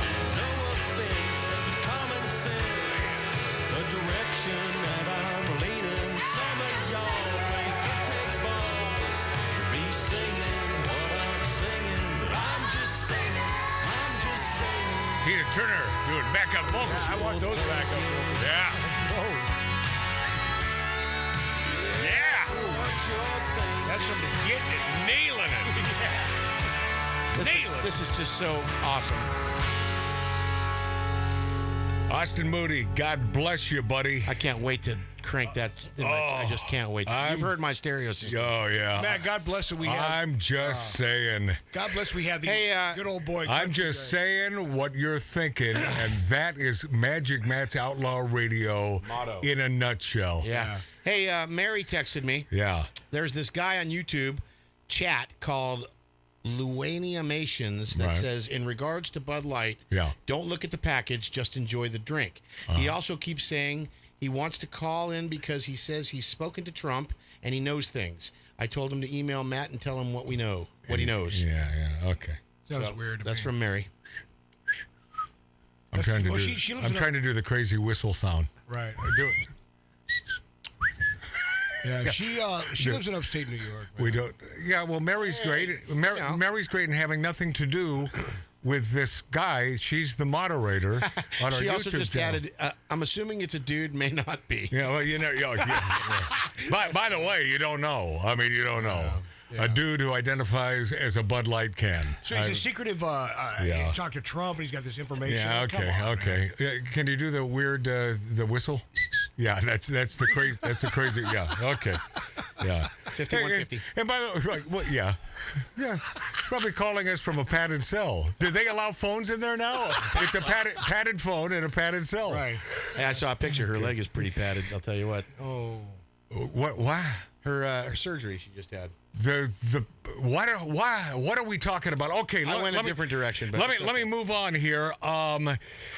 Much to Austin Moody's point in the song I'm Just Saying, and a brilliant song. Thank you, Austin Moody. This puts a point on everything, every one of the lyrics. This is a 5th grade teacher by the name of Ray talking to some enlightened ones, including a transsexual or a trisexual or some guy that thinks he's a woman, and you'll get the gist of this. It's a quickie, but this is Ray, who keeps his cool, 5th grade teacher, and simply sticks with the black and white of things. Here we go. Do not menstruate. Only women. menstruate. Stop. We'll start from the beginning. So what he said, which is cut off there in the beginning, is men do not menstruate. Go ahead, Dave. Now you can call yourself whatever No, start you want. from the beginning, please. Do not menstruate. Only women menstruate. Now you can call yourself Cis men whatever you don't want. menstruate, but trans men do menstruate. No, Same they as don't. non-binary people. Only Wait, pause. By the way, that voice you're hearing? That's a boy. That's a man. That's a man. Continue. Yes, to it cis is. women. No, it's not. Yes, it is. So explain to me as to why my body menstruated at if some your point. chromosomes are XX and you're young, you menstruate. If you're XY, you don't. Correct, but what about trans men and non-binary? They're We're not men. excluding a whole group of people They're women that dressed menstruate. as men. You are not a man. You can pretend to be a man, and that's okay. That's perfectly fine. Right. Live your life. Tell me what a man is. Yeah. Well, what's a man to you? You define a man for me. You have chromosomes that are X and Y. That's what a man is. So why are we just looking at the science of this as an The example? science. Pause. You mean a biological? Don't you facts? love that? They are now poo-pooing the science when it's all about the science on the left. Oh, with them, yeah. Whenever it's needed, of course, in their narrative. Right, when it works against their favor. Oh, then why are you only speaking of the science? Continue, Tattoo Dave. We've learned sex and gender identity are they're completely different things. They're not completely They different. are completely different. Completely different words. And sex is what you're born with, the sexual reproductive organs you have. Gender is what you identify with. That's not a girl Well, I talking. don't accept that distinction. You have to argue for it. You're just giving a conclusion. You're just making it up. And That's it. You're just making it up. Yeah. And that's true. Hey, Ray, God bless you, buddy. Yeah. 5th grade school teacher, just breaking it down. He's not shouting. No. He's talking about the chromosomes. You got these, You know you're a what's gonna male. happen? You got these, you're a female. And that's it. There's no more to it than that. So when in that song, I'm Just Saying by Austin Moody, he says, have we all gone friggin' nuts? Yep. Yeah. Yeah, not all of us. Not all of us. Right. But a large minority of folks on the left have gone off their effing rockers. And I gotta believe that most of those idiots don't really believe what they're saying. Those two, there were two there talking to the 5th grade teacher in that room. I do believe that they believe it. Of course they do. Matt, can you imagine this kid goes home to his parents, bitches about the teacher, says, "Hey, how dare!" yeah, of course. And then of course this guy gets written up. Fired. My daughter Or fired. My daughter is a teacher. She puts the hammer down on her students sometimes. She's been written up. She's been complained about. She's still got her job. Yeah. She works at 2 different schools, but she has. Yeah, she but goes, explain. She goes, I won't put up with it. But explain that your daughter is not on the right. Yeah, but you know what? Your daughter is She's not on the right. pragmatic. Yeah. She's very pragmatic. But that's okay. But at least she's very common sense. Yeah. Yeah. And she won't put up with their crap. And they go home and they complain about her. Well, Yeah. speaking of idiots, Wanda Sykes calls transgender bathroom laws banning men. Now, listen to this carefully. Wanda Sykes, whom I've always had a problem with. I can't stand this annoying loudmouth piece of crap. Hey, Wanda Sykes, How about shut the hell up? Wanda Sykes calls transgender bathroom laws banning men from women's restrooms stupid and hateful. What? Yes. What? Comedian Wanda Sykes has blasted transgender bathroom laws that ban biological men from women's restrooms, saying such laws are stupid and hateful. This goes to the have we all lost our mind? What? Unbelievable. What biological woman wants a guy to walk in? Wanda Sykes, apparently. Okay. Hey, you know what? I got to tell you something. So, about a year ago, my producers, who I've been with for 10 years now, great guys, they happen to own some of the we call them the four holers. They're the bathrooms that travel with us when we're on Glory location. holes? Is that what you said? No. They're four holers. They're 4 bathrooms on a trailer that travel with us when we're on location. To movie and television sets. Okay. I was asked to take one. Okay, so do you know the emblems that are on the bathroom doors? Yeah. Yes. Male, female. Of course. The female showing a little dress. Okay, right? yeah. To cut half of the dress off to make one bathroom. It's happening at our job sites too. Oh yeah. Same thing in the porta potties. Yeah. Have we all gone nuts? Yeah. In an interview with Variety, Wanda Stupid Sykes explained why she addresses the transgender bathroom debate in her new Netflix stand-up special, I'm an Entertainer. She says, I'm not trans, but they have my support 100%, Sykes said. I wanted to find something more where I can shine some light on what they're going through to show how just stupid and hateful really it is. I was in a women's bathroom one time, and I was like, who would want to come in here anyway? I was like, I kind of want to go check out the men's room. Sometimes it's even cleaner. By the way, it is cleaner. Men have never had a problem, by and large, with females in a male bathroom. But see, that's because women and men are different.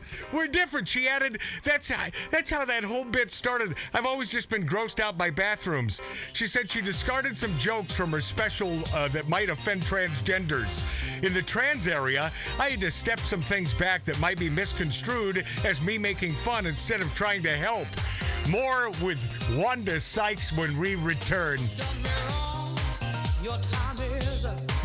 You took a sip from the devil's cup. You broke my heart. There's no way back. Move right out of here, baby. Go pack your bags. Just who do you think you are? Stop acting like some kind of star. Just who do you think you are? Take it like a man, baby, if that's what you are. 'Cause I'm moving on up. You're moving on out. Moving on up. Nothing can stop me. Moving on up. You're moving on out. Time to break free. Nothing can stop me.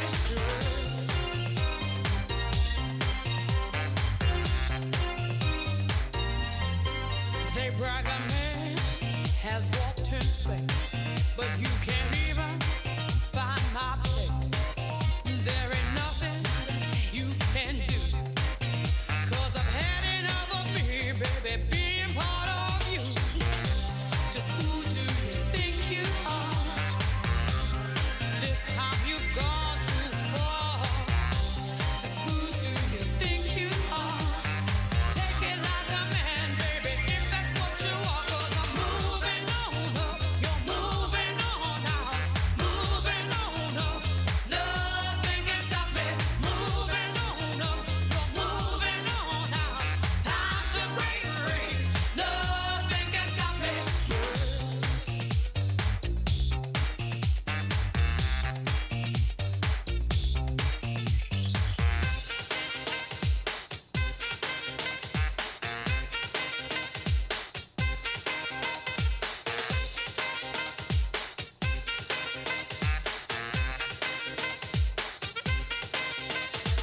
Moving on up, moving on up, moving on up.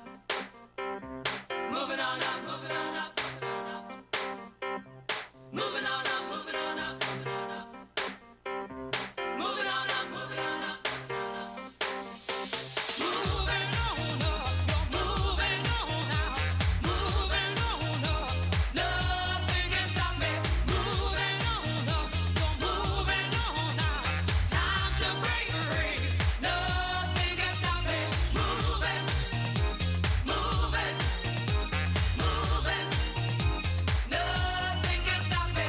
Moving, moving. Time to break free. Nothing can stop me.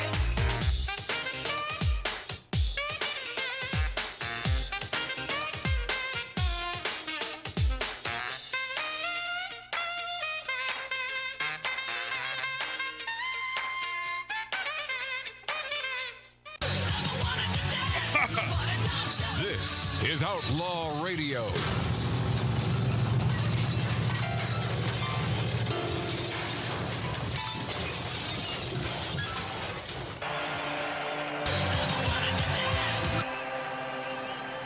When last we were speaking, Wanda Sykes calls transgender bathroom laws banning men from women's restrooms stupid and hateful.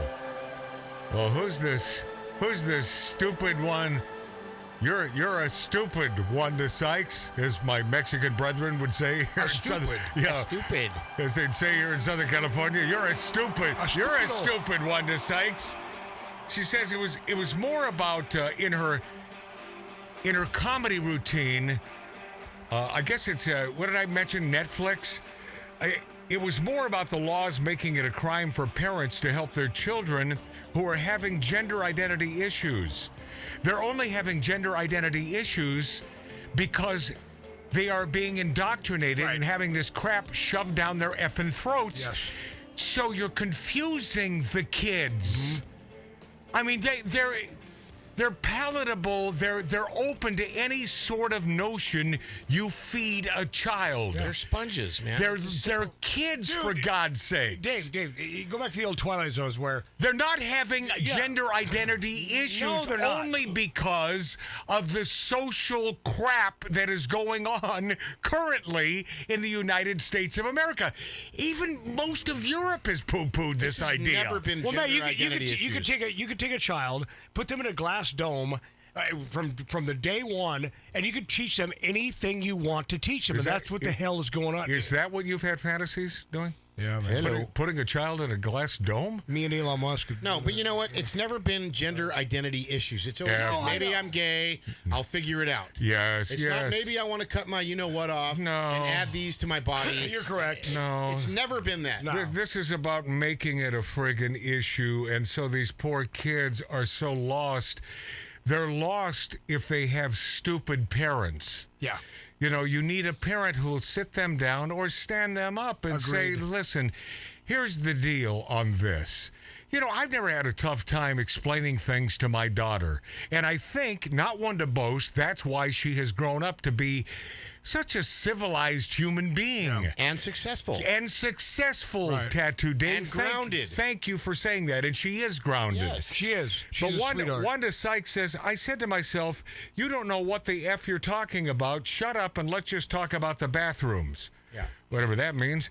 She said audiences did laugh at all the jokes, but then I was like, wait a minute, why are you all laughing? What are you laughing about? So yeah, I'm quick to get rid of something if it doesn't feel right. She's talking about some of the offensive transgender humor in her stand-up, and thank you, Dave Chappelle, for not being dictated to by the friggin' neurotic and nutty left. Yeah. See, Chappelle is the real deal. Wanda Sykes is a wannabe. Yes, sir. Sykes also Wannabe slammed. Sykes. Oh, and speaking of Chappelle, Sykes also slammed fellow comedian Dave Chappelle for his refusal to cave to radical transgender activists who are pressuring Netflix to deplatform him for his transgender jokes. I think what he said was so hurtful and damaging to the trans community. And what does that mean? A community? Over 0.5%? Well, yeah. How big is it one block in a neighborhood? I mean, not even. What sort of a community not even is close. this? It's one house in a neighborhood, man. Sykes said in a separate interview with The Guardian that criticism of cancel culture is simply straight men pissed that can't say things anymore. Okay. All right. That lady needs to... Well, guess what? We can say what we want. Well, because... maybe it's not politically correct. Because we do on this show. We will tell you the truth. We will say what you're thinking, my friends. Just waiting for the bumper music so patiently. Well, I don't know why, because I do know why. I promise you I know why. The View host Joy Beastar describes AR-15 as the automatic rifle that kills a bunch of children. I promise you I'll get to that story. And Family Feud contestant accused of killing his wife joked about regretting marriage in this Family Feud. Unbelievable. I watched it. Oh, I will play you this cut next hour on the Big Dog, the Bodacious Bog of Bob Rough Outlaw Radio. Wait a minute, fill my cup, put some nigga in it. Take a sip, sign the check. Julio, get the stretch. Right to Harlem, Hollywood, Jackson, Mississippi. If we show up, we gon' show out. Smoother than a fresh drop. Skip it. I'm too hot. Call the police and the fireman. I'm too hot. Make a dragon wanna retire, man. I'm too hot. Bitch, say my name, you know who I am. I'm too hot. And my band bought that money. Break it down. Girls hit you, hallelujah. Girls hit you, hallelujah. Girls hit you, hallelujah. Cause Uptown Funk don't give it to you. Cause Uptown Funk don't give it to you. Cause Uptown Funk don't give it to you. Saturday night and we in the spot. Don't believe me, just watch.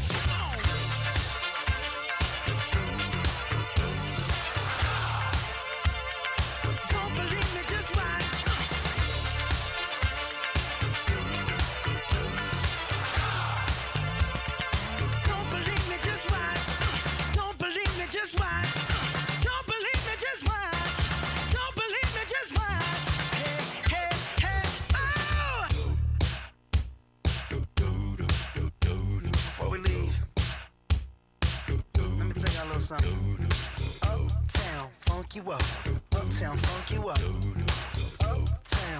you up.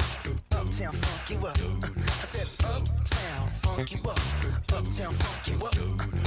Uptown funk you up. Uptown funk you up. Come on, dance, jump on it. If you said and flown it. If you freak dead and own it. Don't brag about it, come show me. Come on, dance, jump on it. If you said and flown it. Well, it's Saturday night and we in the spot. Don't believe me, just watch. Come on.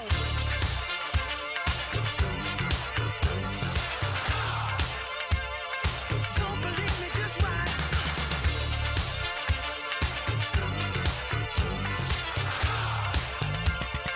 Don't believe me, just watch. Don't believe me, just watch. Don't believe me, just watch. Don't believe me, just watch. Hey, hey, hey, oh!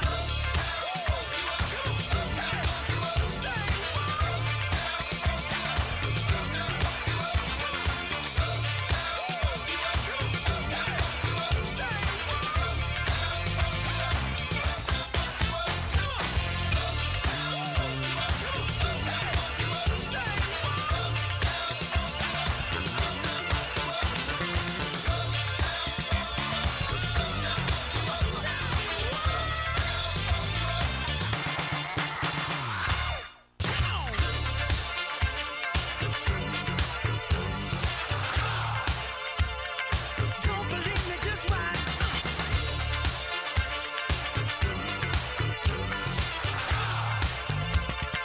Don't believe me, just watch. Don't believe me, just watch. Don't believe me, just watch. Don't believe me, just watch. Hey, hey, hey, oh! Stop. Wait a minute. Fill my cup, put some nigga in it. Take a sip, sign the check. Julio, get the stretch. Right to Harlem, Hollywood, Jackson, Mississippi. If we show up, we gon' show out. Smoother than a fresh drop. Skip it. I'm too hot. Hot dance. Call the police and the fireman. I'm too hot. Hot dance. Make a dragon wanna retire, man. I'm too hot. Hot dance. Bitch, say my name, you know who I am. I'm too hot. Hot dance. And my band bought that money. Break it down. Girls hit you, hallelujah. Girls hit you, hallelujah. Girls hit you, hallelujah. Cause Uptown Funk don't give it to you. Cause Uptown Funk don't give it to you. Cause Uptown Funk don't give it to you. Saturday night and we in the spot. Don't believe me, just watch. Come on.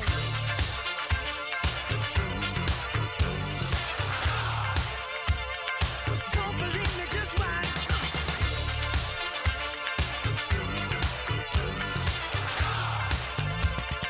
Don't believe me, just watch. Don't believe me, just watch. Don't believe me, just watch. Don't believe me, just watch. Hey, hey, hey, oh! Before we leave, let me tell y'all a little something. Uptown, funk you up. Uptown, funk you up.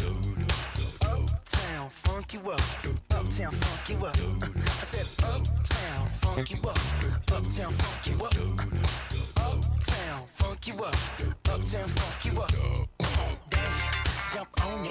If you said and flown it. If you freak dead and own it. Don't brag about it, come show me. Come on, dance, jump on it. If you said and flown it. Well, it's Saturday night and we in the spot. Don't believe it, just watch. Come on.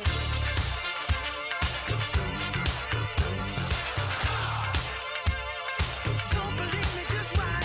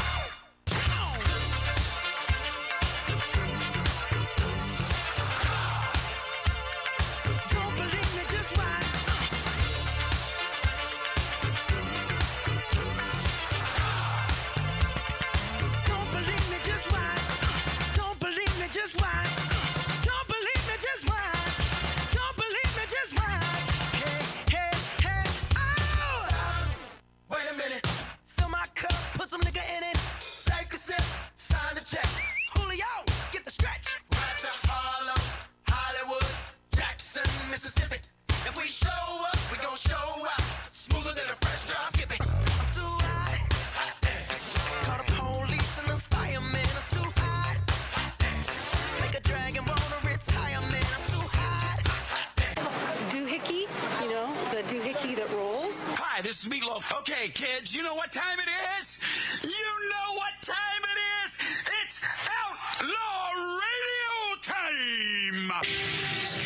The most imitated radio station in the nation. I'm through with standing in line for some fun to begin, but I found a good thing leaving me with a grin. It's time for Outlaw Radio to begin. You have the great Billy Gibbons here? Yeah. It's very cool. He's just passed out. Yeah. Hey, that didn't sound too bad. Had to lighten them up loud. Oh, man. We're here with Matt. Oh, yeah. Had to lighten up. Oh, little Outlaw Radio. We're here with Matt. And he's not fat. We got all his guys and girls in the house. Let me tell you, that's where it's at. And that's, ladies and gentlemen, Matt Allen. Pass me a gallon.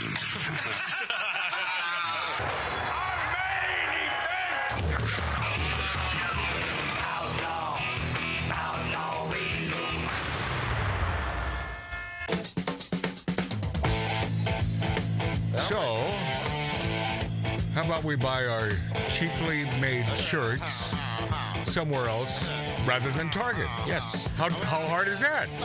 How difficult can that be, huh? Do it online. Get everything Right? online. Yeah. I get all my clothes online. Get my underwear online. I'm so tired of washing underwear now that I just I burn them afterwards and buy a new pack. Yep. Yep. You can get a 7-pack and it's like $15. Yeah. It's quite a bargain. You know, Jerry Lewis used to do that. He never wore the same pair of underwear twice. Wow. Yeah, these are things I know about old JL. Yeah, he had a lot more money than we did. Yeah, a hell of a lot more. He was rich. Welcome back, my friendlies. Welcome back to Magic Matt's Outlaw Radio on YouTube. I'm not certain we're on Rumble this week, and that's my fault. I forgot one little step. But for those of you who come to Rumble and you see the highlighted show, you know, that the indoctrination of kids by Target, etc., you'll probably know that you can find us on YouTube. Mark, I didn't say that so you'd look on Rumble. Is it just me? Or first of all, I think we all have a love for Mark C.G. Boyer, right? A certain love. A little bit. But is it just me that finds him irritating as hell? He's the most annoying guy on the planet. Right? The most annoying. Yeah. Yeah. I didn't ask him to look it up. I just simply said that from week to week we will be on the Rumble platform, and we seem to score better on Rumble because they're not fascist a-holes there, especially last week's show when compared to YouTube. But anyway, if that's your only choice and you want to see the visual of Magic Matt's 1876 Virginia City, Nevada style bar, Magic Matt's Outlaw Radio. And if we took a consensus poll, Mark would be the most annoying. Just did that. I don't even think we have to. Perhaps on the planet. Perhaps on Just look at him. I've got him zoomed in right now. On the stinking planet. Hey, the View hoist, Joyce Beastar, describes AR-15 as the automatic rifle that kills a bunch of children. Yeah. Yeah. It's semi-automatic, by the way. Well, you know what, Marty? You got to correct you because it can be automatic. Yeah. Well, no, Dave. Let me correct you for a minute. Okay, go, Mark. They come as semi-automatic. Now, if you want to shave the pin off, and you can make it fully automatic. Yeah. But they come as semi-automatic. By the way, it wouldn't be the first time I've shaved a pin off. Okay, so the military, when they get their ARs, different. then It's military. Why is it different? Yeah. They Because come that way. military has fully automatic rifles, dude. All right, this argument is starting to bore me. We cannot have them as citizens of the United States of America unless you are a police officer. All right, here we go. Yeah. There are few with a national platform as vapid as Joy Beastar. Well, that's a fully automatic. During ABC's The View, co-host Joy Beastar expressed bewilderment that Governor Chris Sununu will not ban the AR-15, which she described as automatic rifle used in high-profile shootings. By the way, I guess she didn't say as a or an automatic rifle. She simply says as automatic rifle. Dumb. I'm just dumb. I mean, prepositions and articles, please. I mean, you are on a national television show. What's your pronoun? The host brought up gun control with Whoopi Dumberg, the Teenage Mutant Ninja Turtle, asking why Republicans refuse to ban AR-15s. She asked, why are you holding on to this one gun? Beasthar quickly added, the AR-15, the automatic rifle that kills a bunch of children that are just going to school, that gun. Sununu was on the show and responded by explaining that a ban on a certain gun is not going to stop attackers from attacking. Nope. Well, that's pretty simple. There's still shotguns. Isn't that easy to understand? Yeah. Ban all guns. He said the bad guys are still going to get them. Yeah, of course. He said if it was that easy, the Democrats would have done it. Okay. Well, by the way, they can hunt. AR-15, people hunt with those, too. Yeah, all right. You can hunt with that. Elsewhere in the interview, Sununu said the Democrats had the House, Senate, and the presidency for 2 years. They did nothing regarding a ban on the AR-15. True. Host Star Jones responded to Sununu by saying the Democrats made a mistake by not enacting gun control during those 2 years. I mean, you got to understand, it's all about aesthetics. Right. I know that. It's aesthetics of the weapon. Oh, because it looks scary. It looks scary. It looks nasty. Yeah, it's like, wow. You know what? If I'm staring down the barrel of any weapon, it's scary. Oh, thank you. You bet your ass. Yeah.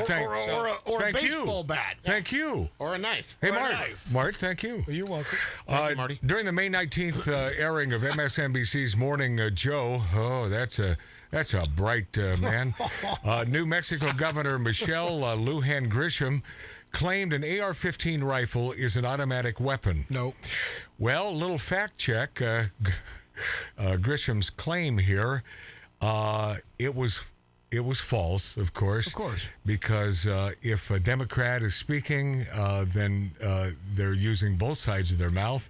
And, boy, it's tough to get a logical argument from anyone on the left. If you walk into any gun shop, Yeah. anywhere in the United States of America, and you ask for, well, except for Nevada maybe, but if you walk in and say, I want a fully automatic weapon and I want to buy it, they're gonna. I'm sorry, sir. We Right. do not sell ma'am, that. We do not sell fully automatic. Correct. We sell semi-automatic. Well, weapons. you said or ma'am, or what's your pronoun? I think that, would they ask that in He, the gun she, shop? I don't, you know. Would they ask that in the gun shop? Yeah. AR-15 rifles are semi-automatic firearms that fire one round per trigger's pull. As fast as you can pull it. Beasthar's claim that AR-15s are automatic is false as well. Yep. Boom, bada bing. Dumb.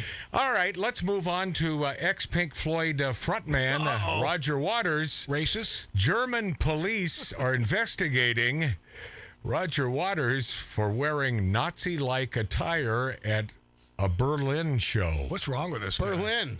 Yeah.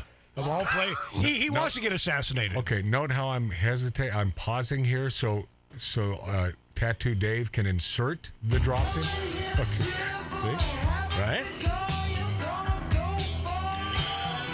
You know, What, Mark? No, the later the show gets, Dave kind of loses. You know, he has a I'm few not losing drinks. it. I was waiting No, for I the know right you're not time. losing Does he get drunky? Does he get drunk like our ex producer Lori? Well, of course I will. When you remember to include me and drink with you, of course I do. Well, maybe there's a reason why I've kept you off the juice the last couple weeks. Allow me my producership to instill when I feel is the right moment. Look at this guy. All right. What show is this, Dave?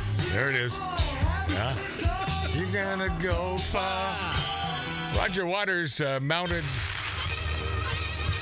The Tattoo Dave Show. Roger Waters mounted the Mercedes-Benz Arena stage in Berlin on May 17th and 18, wearing a long black leather coat with a red armband and two hammers fashioned into an X. Wow. Oh, boy. Black gloves and a black suit and tie, and carrying a machine gun replica. Oh. Now German authorities are investigating the rocker on charges of suspected incitement for wearing Nazi-like imagery. Holy God. This guy really hates the Jews, it seems. Well, and he's wacko. Well, he's a nutbag. Yeah. I mean, dude. Family Feud contestant accused of killing his wife joked about regretting marriage. Former contestant on the long-running... Oh, that's COVID. Yep. Whoa, he said it. Former contestant on the long-running television show Family Feud is on trial charged with first-degree murder and home invasion on the slaying of his estranged wife in Western Illinois. The first day of testimony was a few days ago. Timothy Bleefnick pleaded not guilty back in March at his arraignment at Adams County Circuit Court in Quincy, according to court records. And this blonde wife of his, who is now deceased, unfortunate, absolutely beautiful woman. Have you seen him? Have you taken a look at him? Well, yeah. You mean the before and after picture? Yeah. I mean, yeah, he was short, clean cut to long-haired beard. Now he's got big old long hair, he's beard. A caveman. And P.S. Do we care whether you have long hair and a beard on this show? Not at all. Of course not. I used to.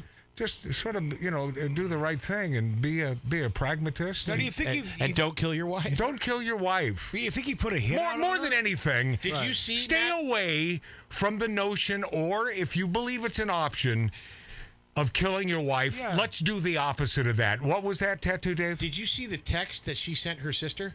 No. What was in a nutshell? In a nutshell, I forget her name, but sis, if anything happens to me, please look at Timothy because he's the only one. Please look at him. Wow. Yes. Look to him or whatever. All right. This is this dude Timothy Bleefnick on a Family Feud a while back. And The former Family Feud contestant is now on trial, accused of his wife's murder. Timothy Bleefnick joked on TV that getting married was a mistake. Now he's accused of fatally shooting his wife amid a messy divorce. DeMarco Morgan has the latest. 14 times. A Family Feud contestant who joked on national TV that getting married was a mistake, now on trial, accused of killing his estranged wife. What's the biggest mistake you made at your wedding?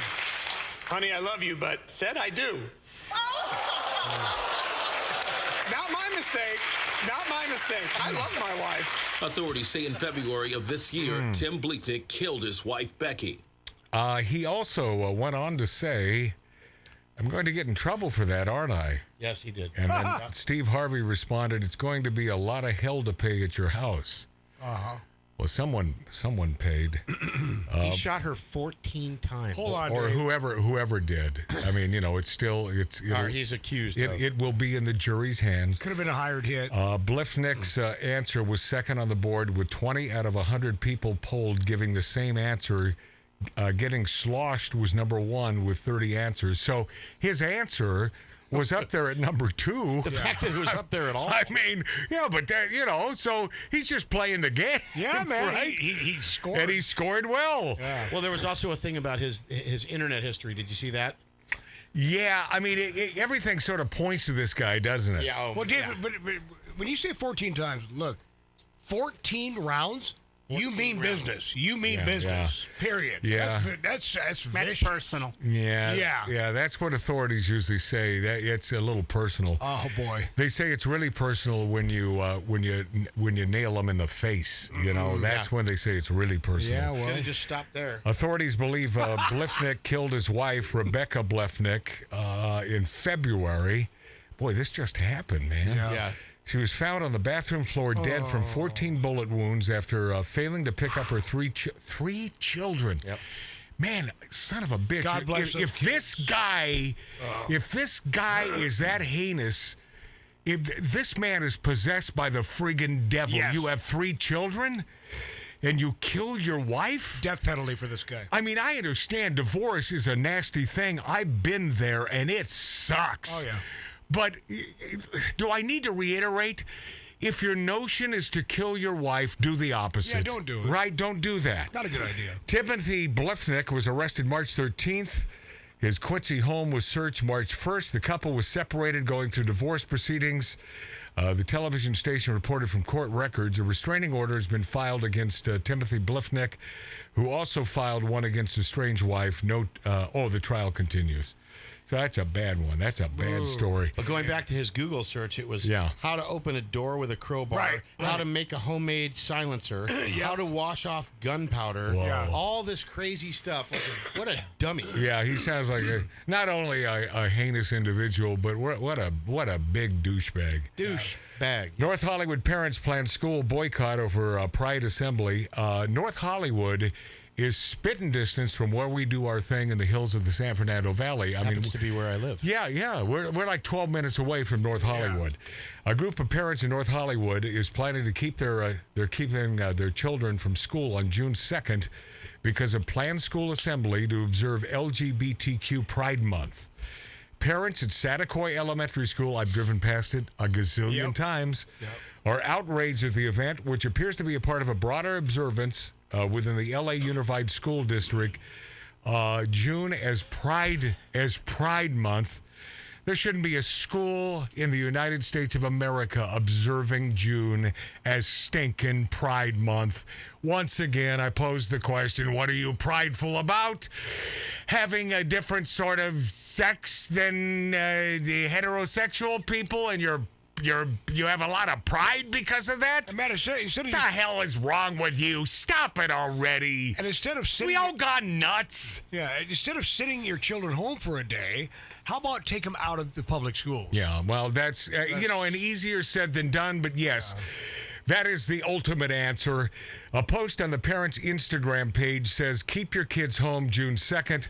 We are parents of elementary school children who have the right to introduce sexually explicit topics at our discretion. Yes, any topic that is related to LGBTQ is sexually explicit. Absolutely. Yes. 100%. That's what this is all about. Yeah. It is a different way of having sex. Yeah. Of course it's sexually explicit, 100%, and spot on, parent. Thank you for being a good parent.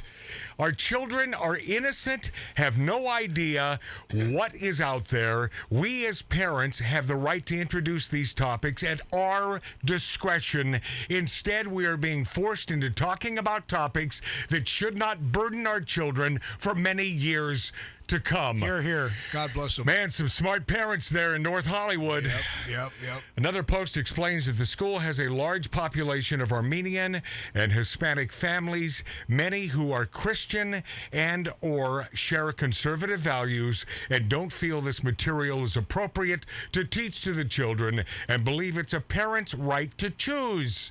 Which is kind of weird because North Hollywood is kind of like that. It's almost an artsy area. It is an artsy. It's called the NoHo Arts District. Right. Yeah, but when it comes to when it comes to the shopping area, you know, the artsy folks have sort of taken over there. Well, and the dining, there's like a whole strip of, The parents are also organizing a protest outside the school on the day of Pride Assembly. I'm so glad they're doing this because I don't remember this happening last year. Nope, it's about time. I think that people are finally. They're getting fed up and they've had enough of this crapola. Well, Matt, what I'm thinking too is you sit them home. What you do with them that day, here's the reason you're not in school. Yeah, well, you explain it. And you sit explain down it. and you say because you of it. Explain it logically, and you explain if indeed this is your stance. Listen, while drinking Kool-Aid. We have nothing. Yeah, of course, we have nothing against any sexual proclivity. Right. However, and then break it down for your child. Yes, sir, man. A document on the LAUSD website called Queer All School Year. Oh, Son of a bitch, man. What the hell is going on? Includes ideas for validating LGBTQ plus students, staff, and parents in addition to celebrating Pride Month. It also advocates supporting Black Lives Matter. Yeah, okay. That corporation. There's a heinous Marxist organization. Evil bastards. The LAUSD responded cautiously to parents' concerns, as reported by the LA Times. You can always believe in the LA Times. In a statement, the LA Unified School District said it remains committed to creating a safe and inclusive, there's that word again, inclusive, as long as you believe with them. If you believe in their non-values, learning environment that embraces the diversity of the communities we serve. Well, how about believe in the diversity of the Armenian and Hispanic families, many whom are Christian and have conservative values? How about that inclusion? No. As part of our engagement with school commitments, blah, blah. The Pride Assembly does not appear on the calendar on the school's website. So what does that mean? It was there and they took it off, or... It was a surprise. Yeah, but I'll tell you what, Tattoo Dave, they will go out of their way to indoctrinate our children. And you know what, Matt? And thank God my daughter is certainly not of that age. And, you know, I thought things were bad, indoctrination was bad then. Oh, God. 20 years ago or so.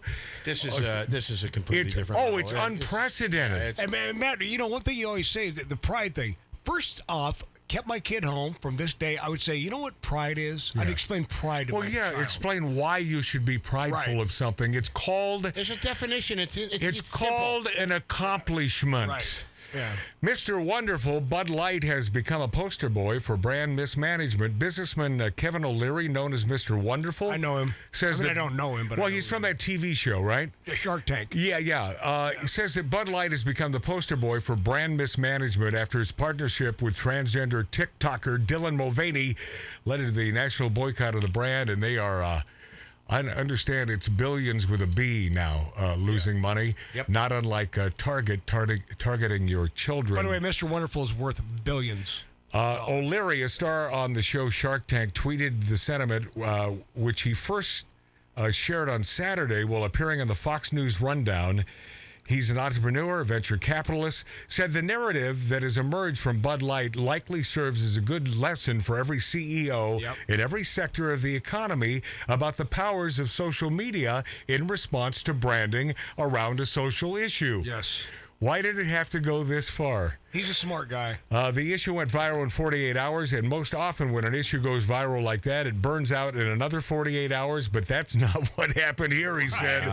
The story and narrative changed the sales, and so people that did not like the message, regardless of where you stand on these social issues or gender narrative or whatever, they took it out by basically boycotting the product immediately and switching preference to other brands that did not make them get involved in the issue. O'Leary, Mr. Wonderful, went on to call the boycott a nightmare from hell for the brand, adding that he has spoken with his own CEOs about the fallout. He noted that a move to attempt to balance the gender narrative risks sparking public backlash from another population of consumers. Yes, sir. Balance the gender narrative. Well, yes, but that's true. What he's saying is I know it is, but it's amazing that he has to say it. No. But Dave, and O'Leary, by the way, because I used to watch Shark Tank a lot. Yeah. He's one of those panel of people that would judge like their products, their inventions. Right, of course. And he's a guy that always they oh man, if you could get through this guy, you get through all the panel, because he would say he's obviously a smart He goes, lad. this sucks, this is bad. He'll just say it flat out. Yeah, he says you have to ask yourself in crisis management, what do we do? Because if you go to the other side and try to balance the gender narrative, you're going to get a whole new onslaught of people that don't like that. And so when you go into gender narrative on a beer, which is primarily consumed by men, maybe you should have thought a little bit about that and reading that men, maybe you should say, well, does this really fit my consumer psyche and narrative? Mm-hmm. Yeah, it might be good. Well, I guess what he's saying is think. Just think. Try it. Sales of Bud Light, other Anheuser-Busch brands continue to see losses in sales compared to last year.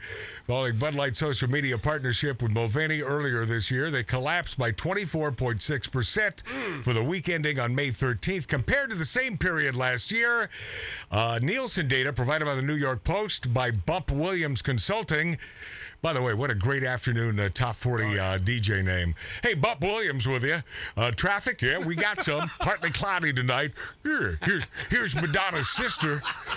I'm Bump Williams. More music on more of the time. Another 10 in a row. Here we go. What's Ladies your and name? gentlemen, Matt Allen. Yeah, Bump Williams. It's old Bump with you. Bumping the bop on a Saturday afternoon. It's Bumper. Budweiser sales fell 9.7% for the week ending May 13th. Busch Light sales 6.8%. Anheuser-Busch owned beers like Michelob Ultra, Natural Light also dipped 2.9 and 2.8%. Yeah. So just all across all categories of their beer down the tubes. Bud Light would provide a free case of beer for all employees if it's a wholesale. Oh, amid the boycott. So, but why would they want a free case of beer if they can't sell the crap in the first place? Oh, no, yeah. Now the company's reportedly planning to purchase expired cases of its beer back from wholesalers, costing even more money. More money. Mo. All right. When we return, fat-ass Lizzo pushes transgenderism on children during a Nebraska. You know, this broad is... I'm at my wit's end. She's on my... Cage match? She's on my third nerve. Oh, no. She'd sit on me and kill me. Yeah, plus, this man is in the news again. Who is it? I'll tell you next. I lie awake. I've gone to ground. I'm watching porn in my hotel dressing gown. And now I dream of you, but I still believe there's only enough for one in this lonely hotel suite. The journey's long, and I feel so bad. I'm thinking back to the last day we had. Old moon fades into the new. Soon I know I'll be back with you. I'm nearly with you. I'm nearly with you. When I'm weak, I draw strength from you. And when you're lost, I know how to change your mood. And when I'm down, you breathe life over me. Even though we're miles apart, we are each other's destiny.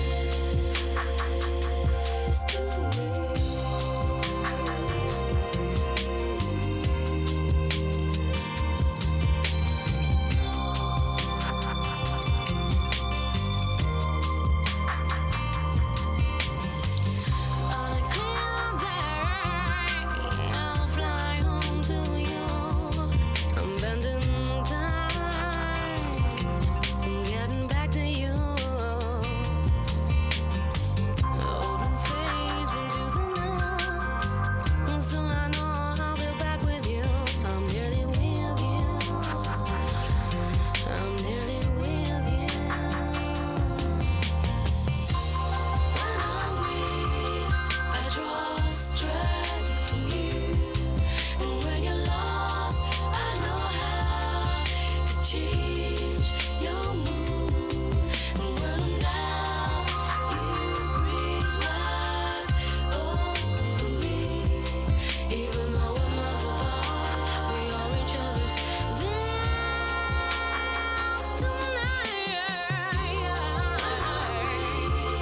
I draw strength from you.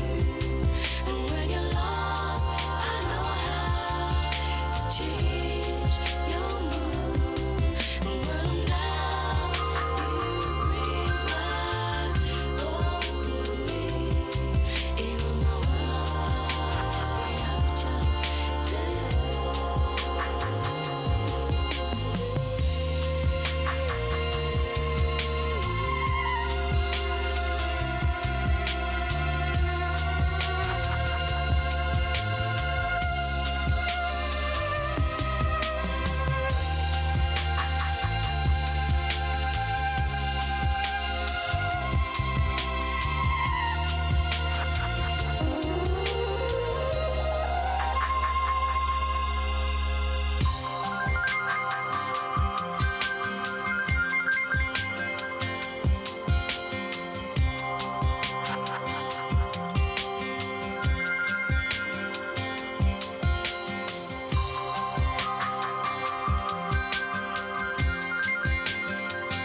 Arbitron and search rated #1. This is Outlaw Radio with Magic Matt, the man who is always right.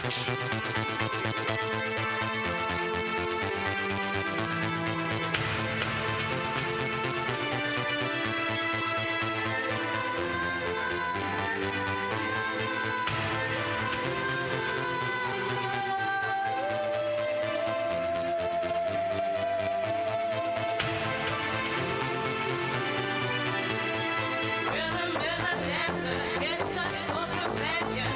You can feel it everywhere.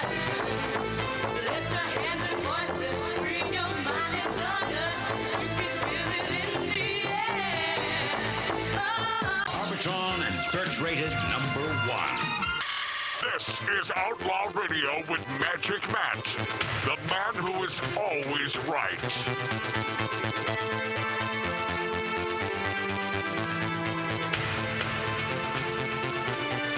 Mic on. Hey. Welcome back, my friends. Welcome back to Outlaw Radio. Smoking, drinking, interrupting from an 1876 Virginia City, Nevada-style bar where we tell the truth. I can see that big fat ass dancing to this one, Lizzo. Ooh. By the way, it's got to be unhealthy to be that overweight, right, Mark? Definitely. Why do you go to Mark? Why do you defer to Mark? Why are you asking me a stupid question, Mart? Yeah, it's got to. I mean, this Yours make me look fat. this broad is massive, and I guess if she didn't spout out some of the stupidest crap, I would lay off her. But I don't know her music. I don't know her songs. I'm hungry. Lay off me. Yeah, she's eating all the time. Hey, Tattoo Dave, have you ever watched any of her stuff? I've only seen her on awards. Well, shows have you ever heard any of her music? I haven't. You have, Mark? I have not. Oh, okay. I have not. I haven't. Yeah, I'd ask Mark C.G. Boyer, but he's too busy eating Pringles. No. What? Whew, everybody just chill, won't you? Lizzo pushes transgenderism on children during a Nebraska concert. Don't let any laws tell you who you not gotta... Don't let any... This is a quote from Lizzo. Don't let any laws tell you who you not. That's what's just, that's slang in black and white. Oh, thank you for pointing that out, Tattoo Dave. I thought it was merely illiterate. Yeah, it's illiterate. Of course that is. Don't let any laws tell you who you not. She had a good grammar teacher. Yeah, that'd be the broad you'd want to listen to. Yeah. Yeah, pop megastar Lizzo got political during a recent concert in Omaha, denouncing Nebraska's law protecting children from transgender medical procedures that Republican Governor Jim Pillen recently signed into law. Addressing the children in the audience, oh, that's great. Good for you, you indoctrinating fat ass. Lizzo said, these laws aren't real. You are what's real. What the hell? Oh, God, and she's making millions. She's making millions. Oh, God. She should be on The View. Lizzo was performing at the CHI Health Center Arena in Omaha when she launched into her political speech, and I quote, anybody who comes to a Lizzo show should know what I am for people to have the right to health care. Ooh. Yeah. Oh, yeah, it's a tough one. She's a brain trust. Reproductive and gender affirming, the singer said, using the left's euphemism for sex change surgery, hormone therapy, puberty blockers, and other medical procedures. There's times I get very political, and as adults, we feel it. But there's children here tonight, and it really breaks my heart that there are young people growing up in a world that doesn't protect them. Isn't that what the governor is doing there? Wow. Protecting these kids from surgery, lopping off their genitalia? Yeah, from adults that are overzealous. Right, Mark, because they're kids. And the governor should have not let her play. Should not let her play in his bad parents. Yeah. So let me be your safe space tonight. Oh, God. What? Don't let anybody tell you who you are. Don't let any law tell you who you are, who you not. Don't let any law tell you who you not.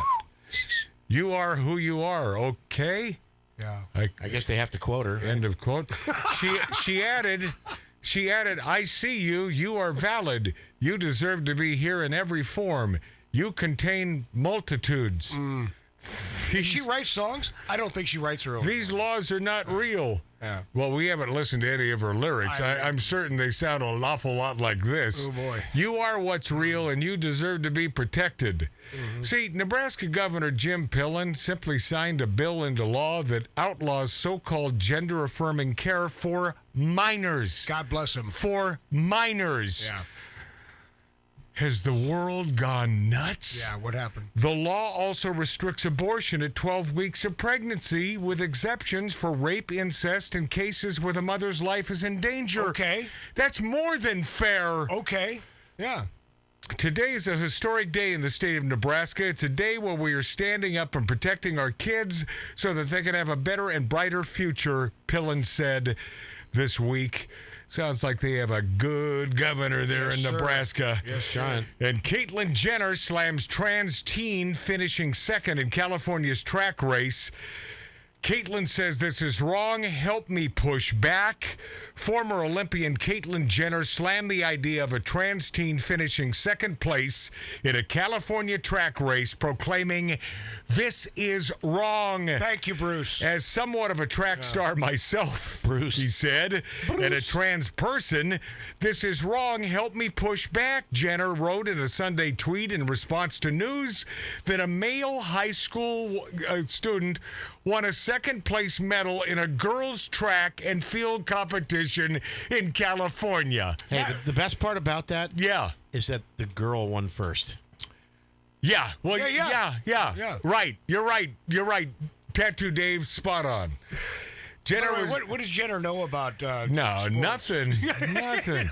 Jenner was responding to a tweet by Outkick founder Clay Travis, who said a male high school student who would have finished last for boys in the 1,600-meter race came in second for girls and stole a state titles race spot from a deserving girl. And FYA, trans PPL, you are being used by the radical gender ideology cult as political pawns. God bless you, That's Jenner. all you are to them, Jenner added in a follow-up tweet. Bruce Jenner, you're a good man, girl, whatever the hell you want to be. Yes. Because I don't see this guy pushing it down our friggin' throats. Exactly. You know, he made the choice. He was an adult. He had to do what he had to do to make himself happy. And he's not pushing it. That's all we care about, man. Make yourself happy. Don't hurt other people. Yeah, and it was the media. Am I starting to talk like Bill Cosby? A little bit. What the hell is wrong with me? Hey, Matt. Yeah. Do you want me to remind you about this David Allen Greer? Oh, yeah. I got to get to that before we leave today. This is too good. This is too good a piece. But first, Emily Ratatouille, a.k.a. Ratajkowski, poses in scantily clad swimsuit after lamenting. You remember we talked about this a couple weeks ago, that she was really pissed off about being treated like a piece of meat. And then I said, well, then why are you scantily clad? Yeah. And why do you use your female wiles to grab a place in history and to fill your bank coffers with money? Well, there's nothing wrong with that tush. Absolutely. No, are you kidding me? She's one of the hottest chicks. She is absolutely stunning. She's a female buffet. Don't make me go back to the bicycle. But she's now, after lamenting being treated like, and I quote, a piece of meat, you know, Emily Ratatouille, it's got to be really tough being so hot, doesn't it? Got to be really tough. At least she's doing it good. I mean, at least what? She's doing it good. What do you mean? Yeah, but my point. She's being hot. Good. He's missing the point. No, I'm not. Yes, you are. It seems like it because I said it's got to be tough being that hot, saying that tongue in cheek. Dave's drunk. Is he drunk? No. Tattoo Dave must be drunk. Well, no. Go with the drunk thing because anything else, it ain't gonna make you look good there, Dave. Sloshed. Model Emily Ratatouille, who complains about being objectified in Hollywood and viewed as a mannequin. Recently, I wish I had a mannequin in my room that looked like that. Oh, boy. I wouldn't leave that room. Recently, released a new collection from her swimwear line. In an ad that shows her modeling a rather revealing swimsuit that barely covers her buttocks and has no sides. Oh, yeah.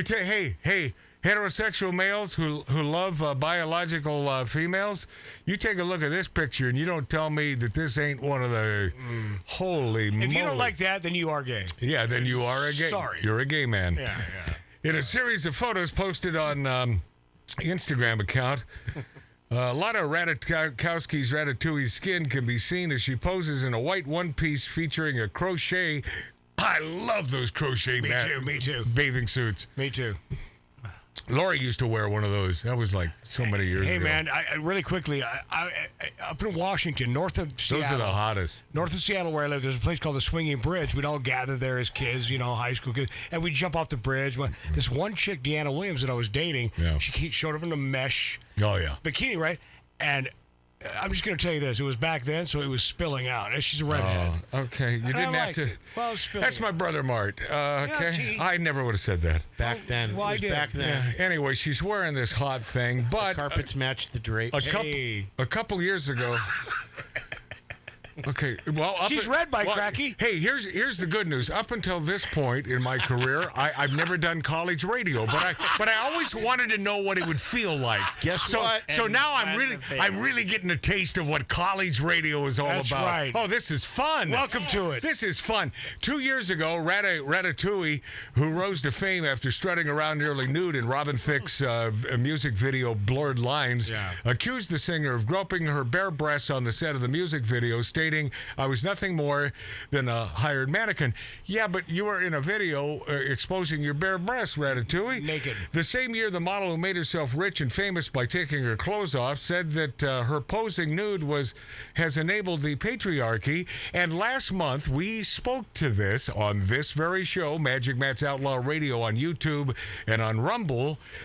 She felt like a piece of meat while working in the industry, and she's repeatedly referred to herself as a feminist, saying she doesn't want to put herself in positions where she's vulnerable to power dynamics and the power that is held by boys' clubs. After that, however, Ratatowski was seen posing topless for a Marc Jacobs campaign advertising its spring collection in the brand's so-called genderless apparel. In one image, the topless Ratatouille covers her bare breasts with her arms as she casts a sidelong glance at the camera. Now, in a stunning display of irony, this just happened a couple days ago.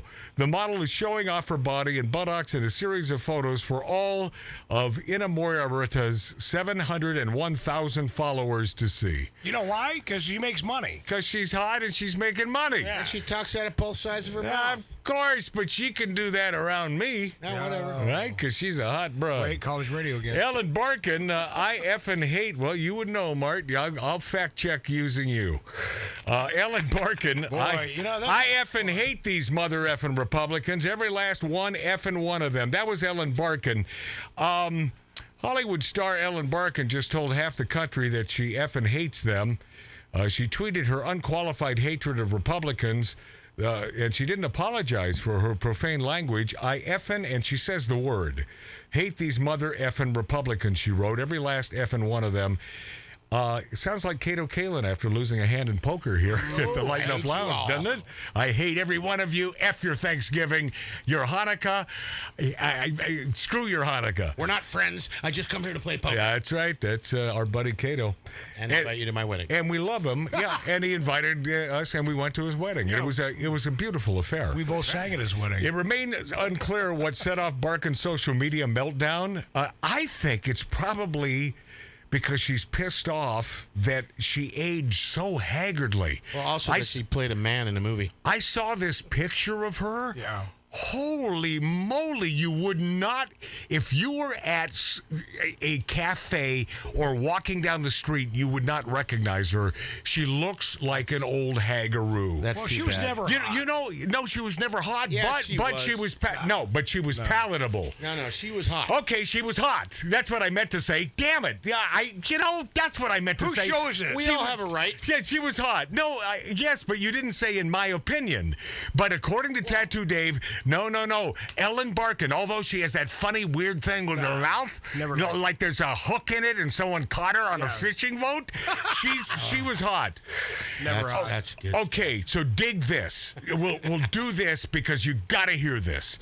And it begins with a clip of KTLA morning goon Sam Rubin. Sam Rubin, I don't hate him. I don't hate him. I've known him. I've met him. I've talked with him. You know, he's just one of these entertainment douchebags who's, you know, he certainly would never have a political opinion except to side with the left because he doesn't want to be ostracized. And I get that. And he works for Channel 5. But he's talking to this dude, and who the hell is it from, the Tarantino movie, the black dude? Samuel L. Jackson. Samuel L. Jackson. So he's either talking to Samuel or the guy that is mistaken for Samuel a lot of the time. Morgan Freeman. Wrong. No. Okay. And so this guy does the KTLA Morning News. He's the entertainment reporter. So it begins with that. And then it'll segue to this piece by David Alan Grier. Hit it, Tattoo You get Dave. a lot of reaction to that Super Bowl commercial? That's okay. Let's start over. That's Sam Rubin talking to, I think, Samuel L. Jackson or the other guy that white people, I guess, confuse him with. Okay, start from the beginning. This is Sam Rubin. Go. You get a lot of reaction to that Super Bowl commercial? What Super Bowl commercial? Oh, you know what? My mistake. You're as crazy as the people on Twitter. Right. I'm not Lawrence Fishburne. Look, that's it. I'm not. So this is Samuel. That's Samuel Jackson. Listen. Hi, I'm David Alan Grier. If you're like most white people, you love great black actors like Michael Clark Duncan, Octavia Spencer, and Chris Rock. I know it's so hard to tell us apart.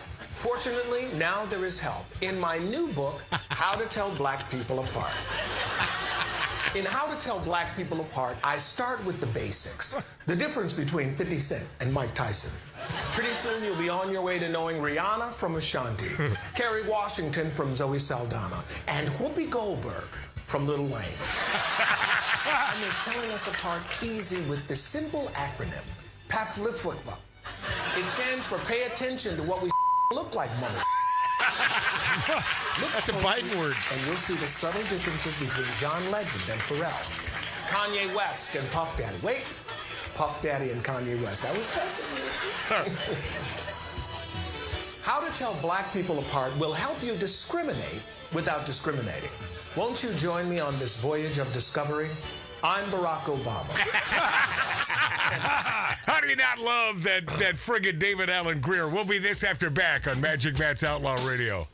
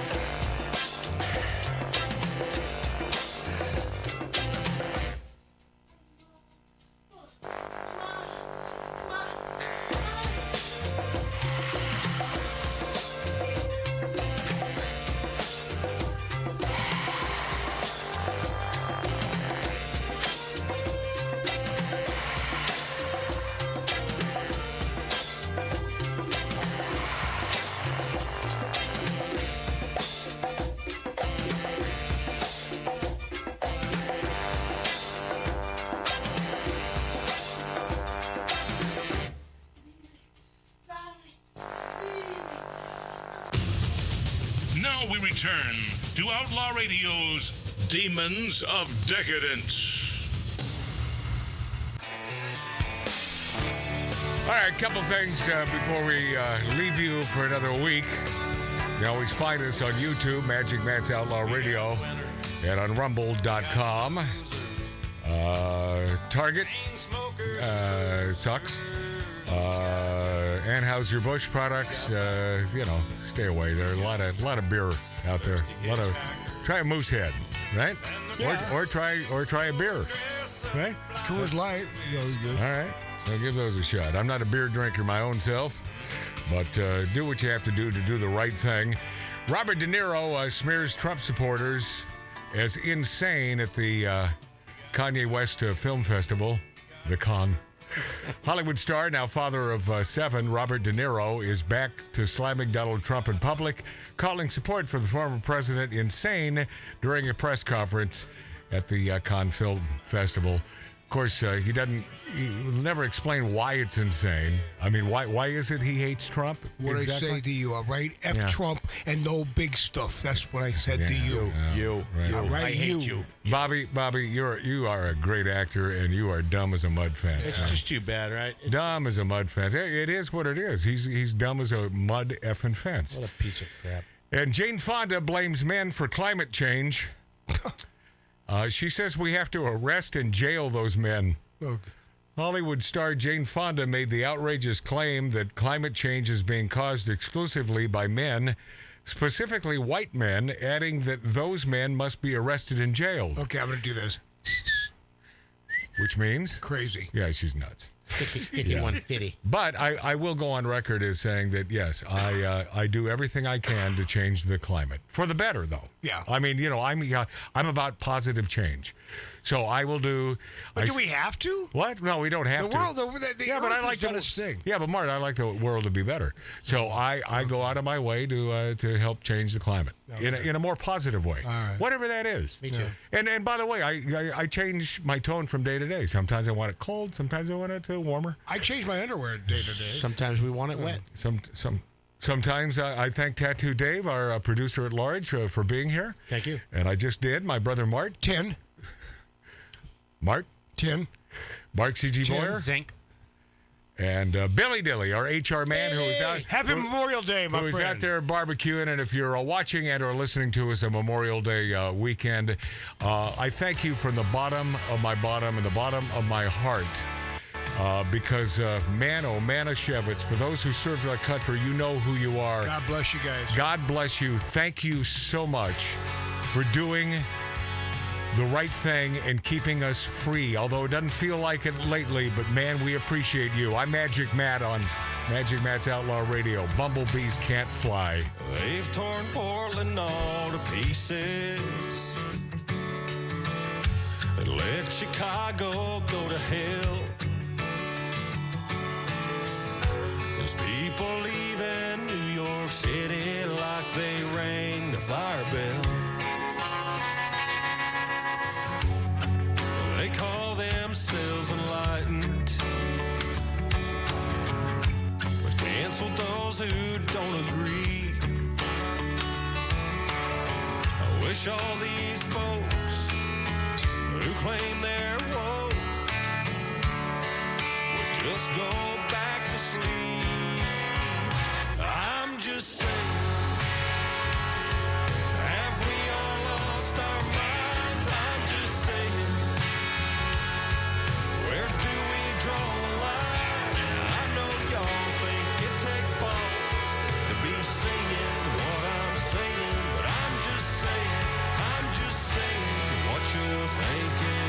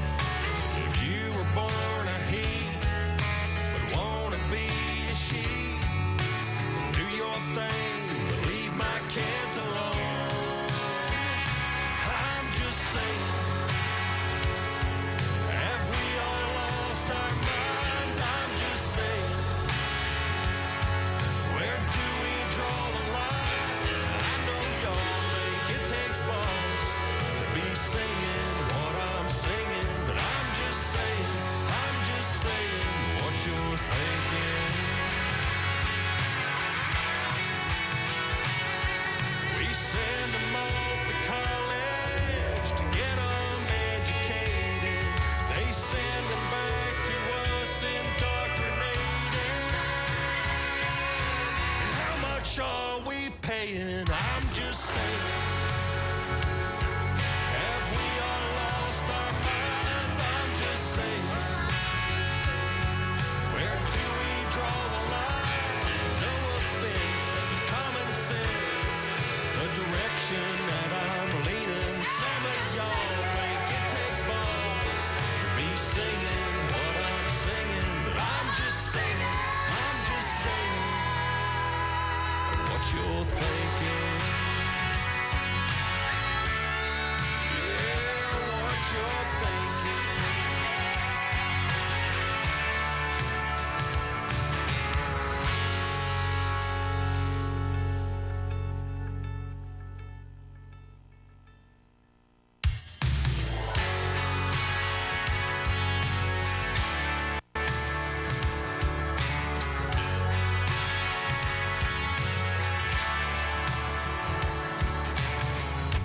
They've torn Portland all to pieces and let Chicago go to hell.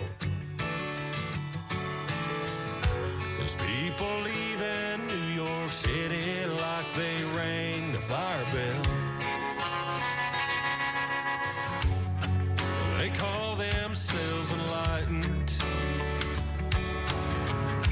but cancel those who don't agree.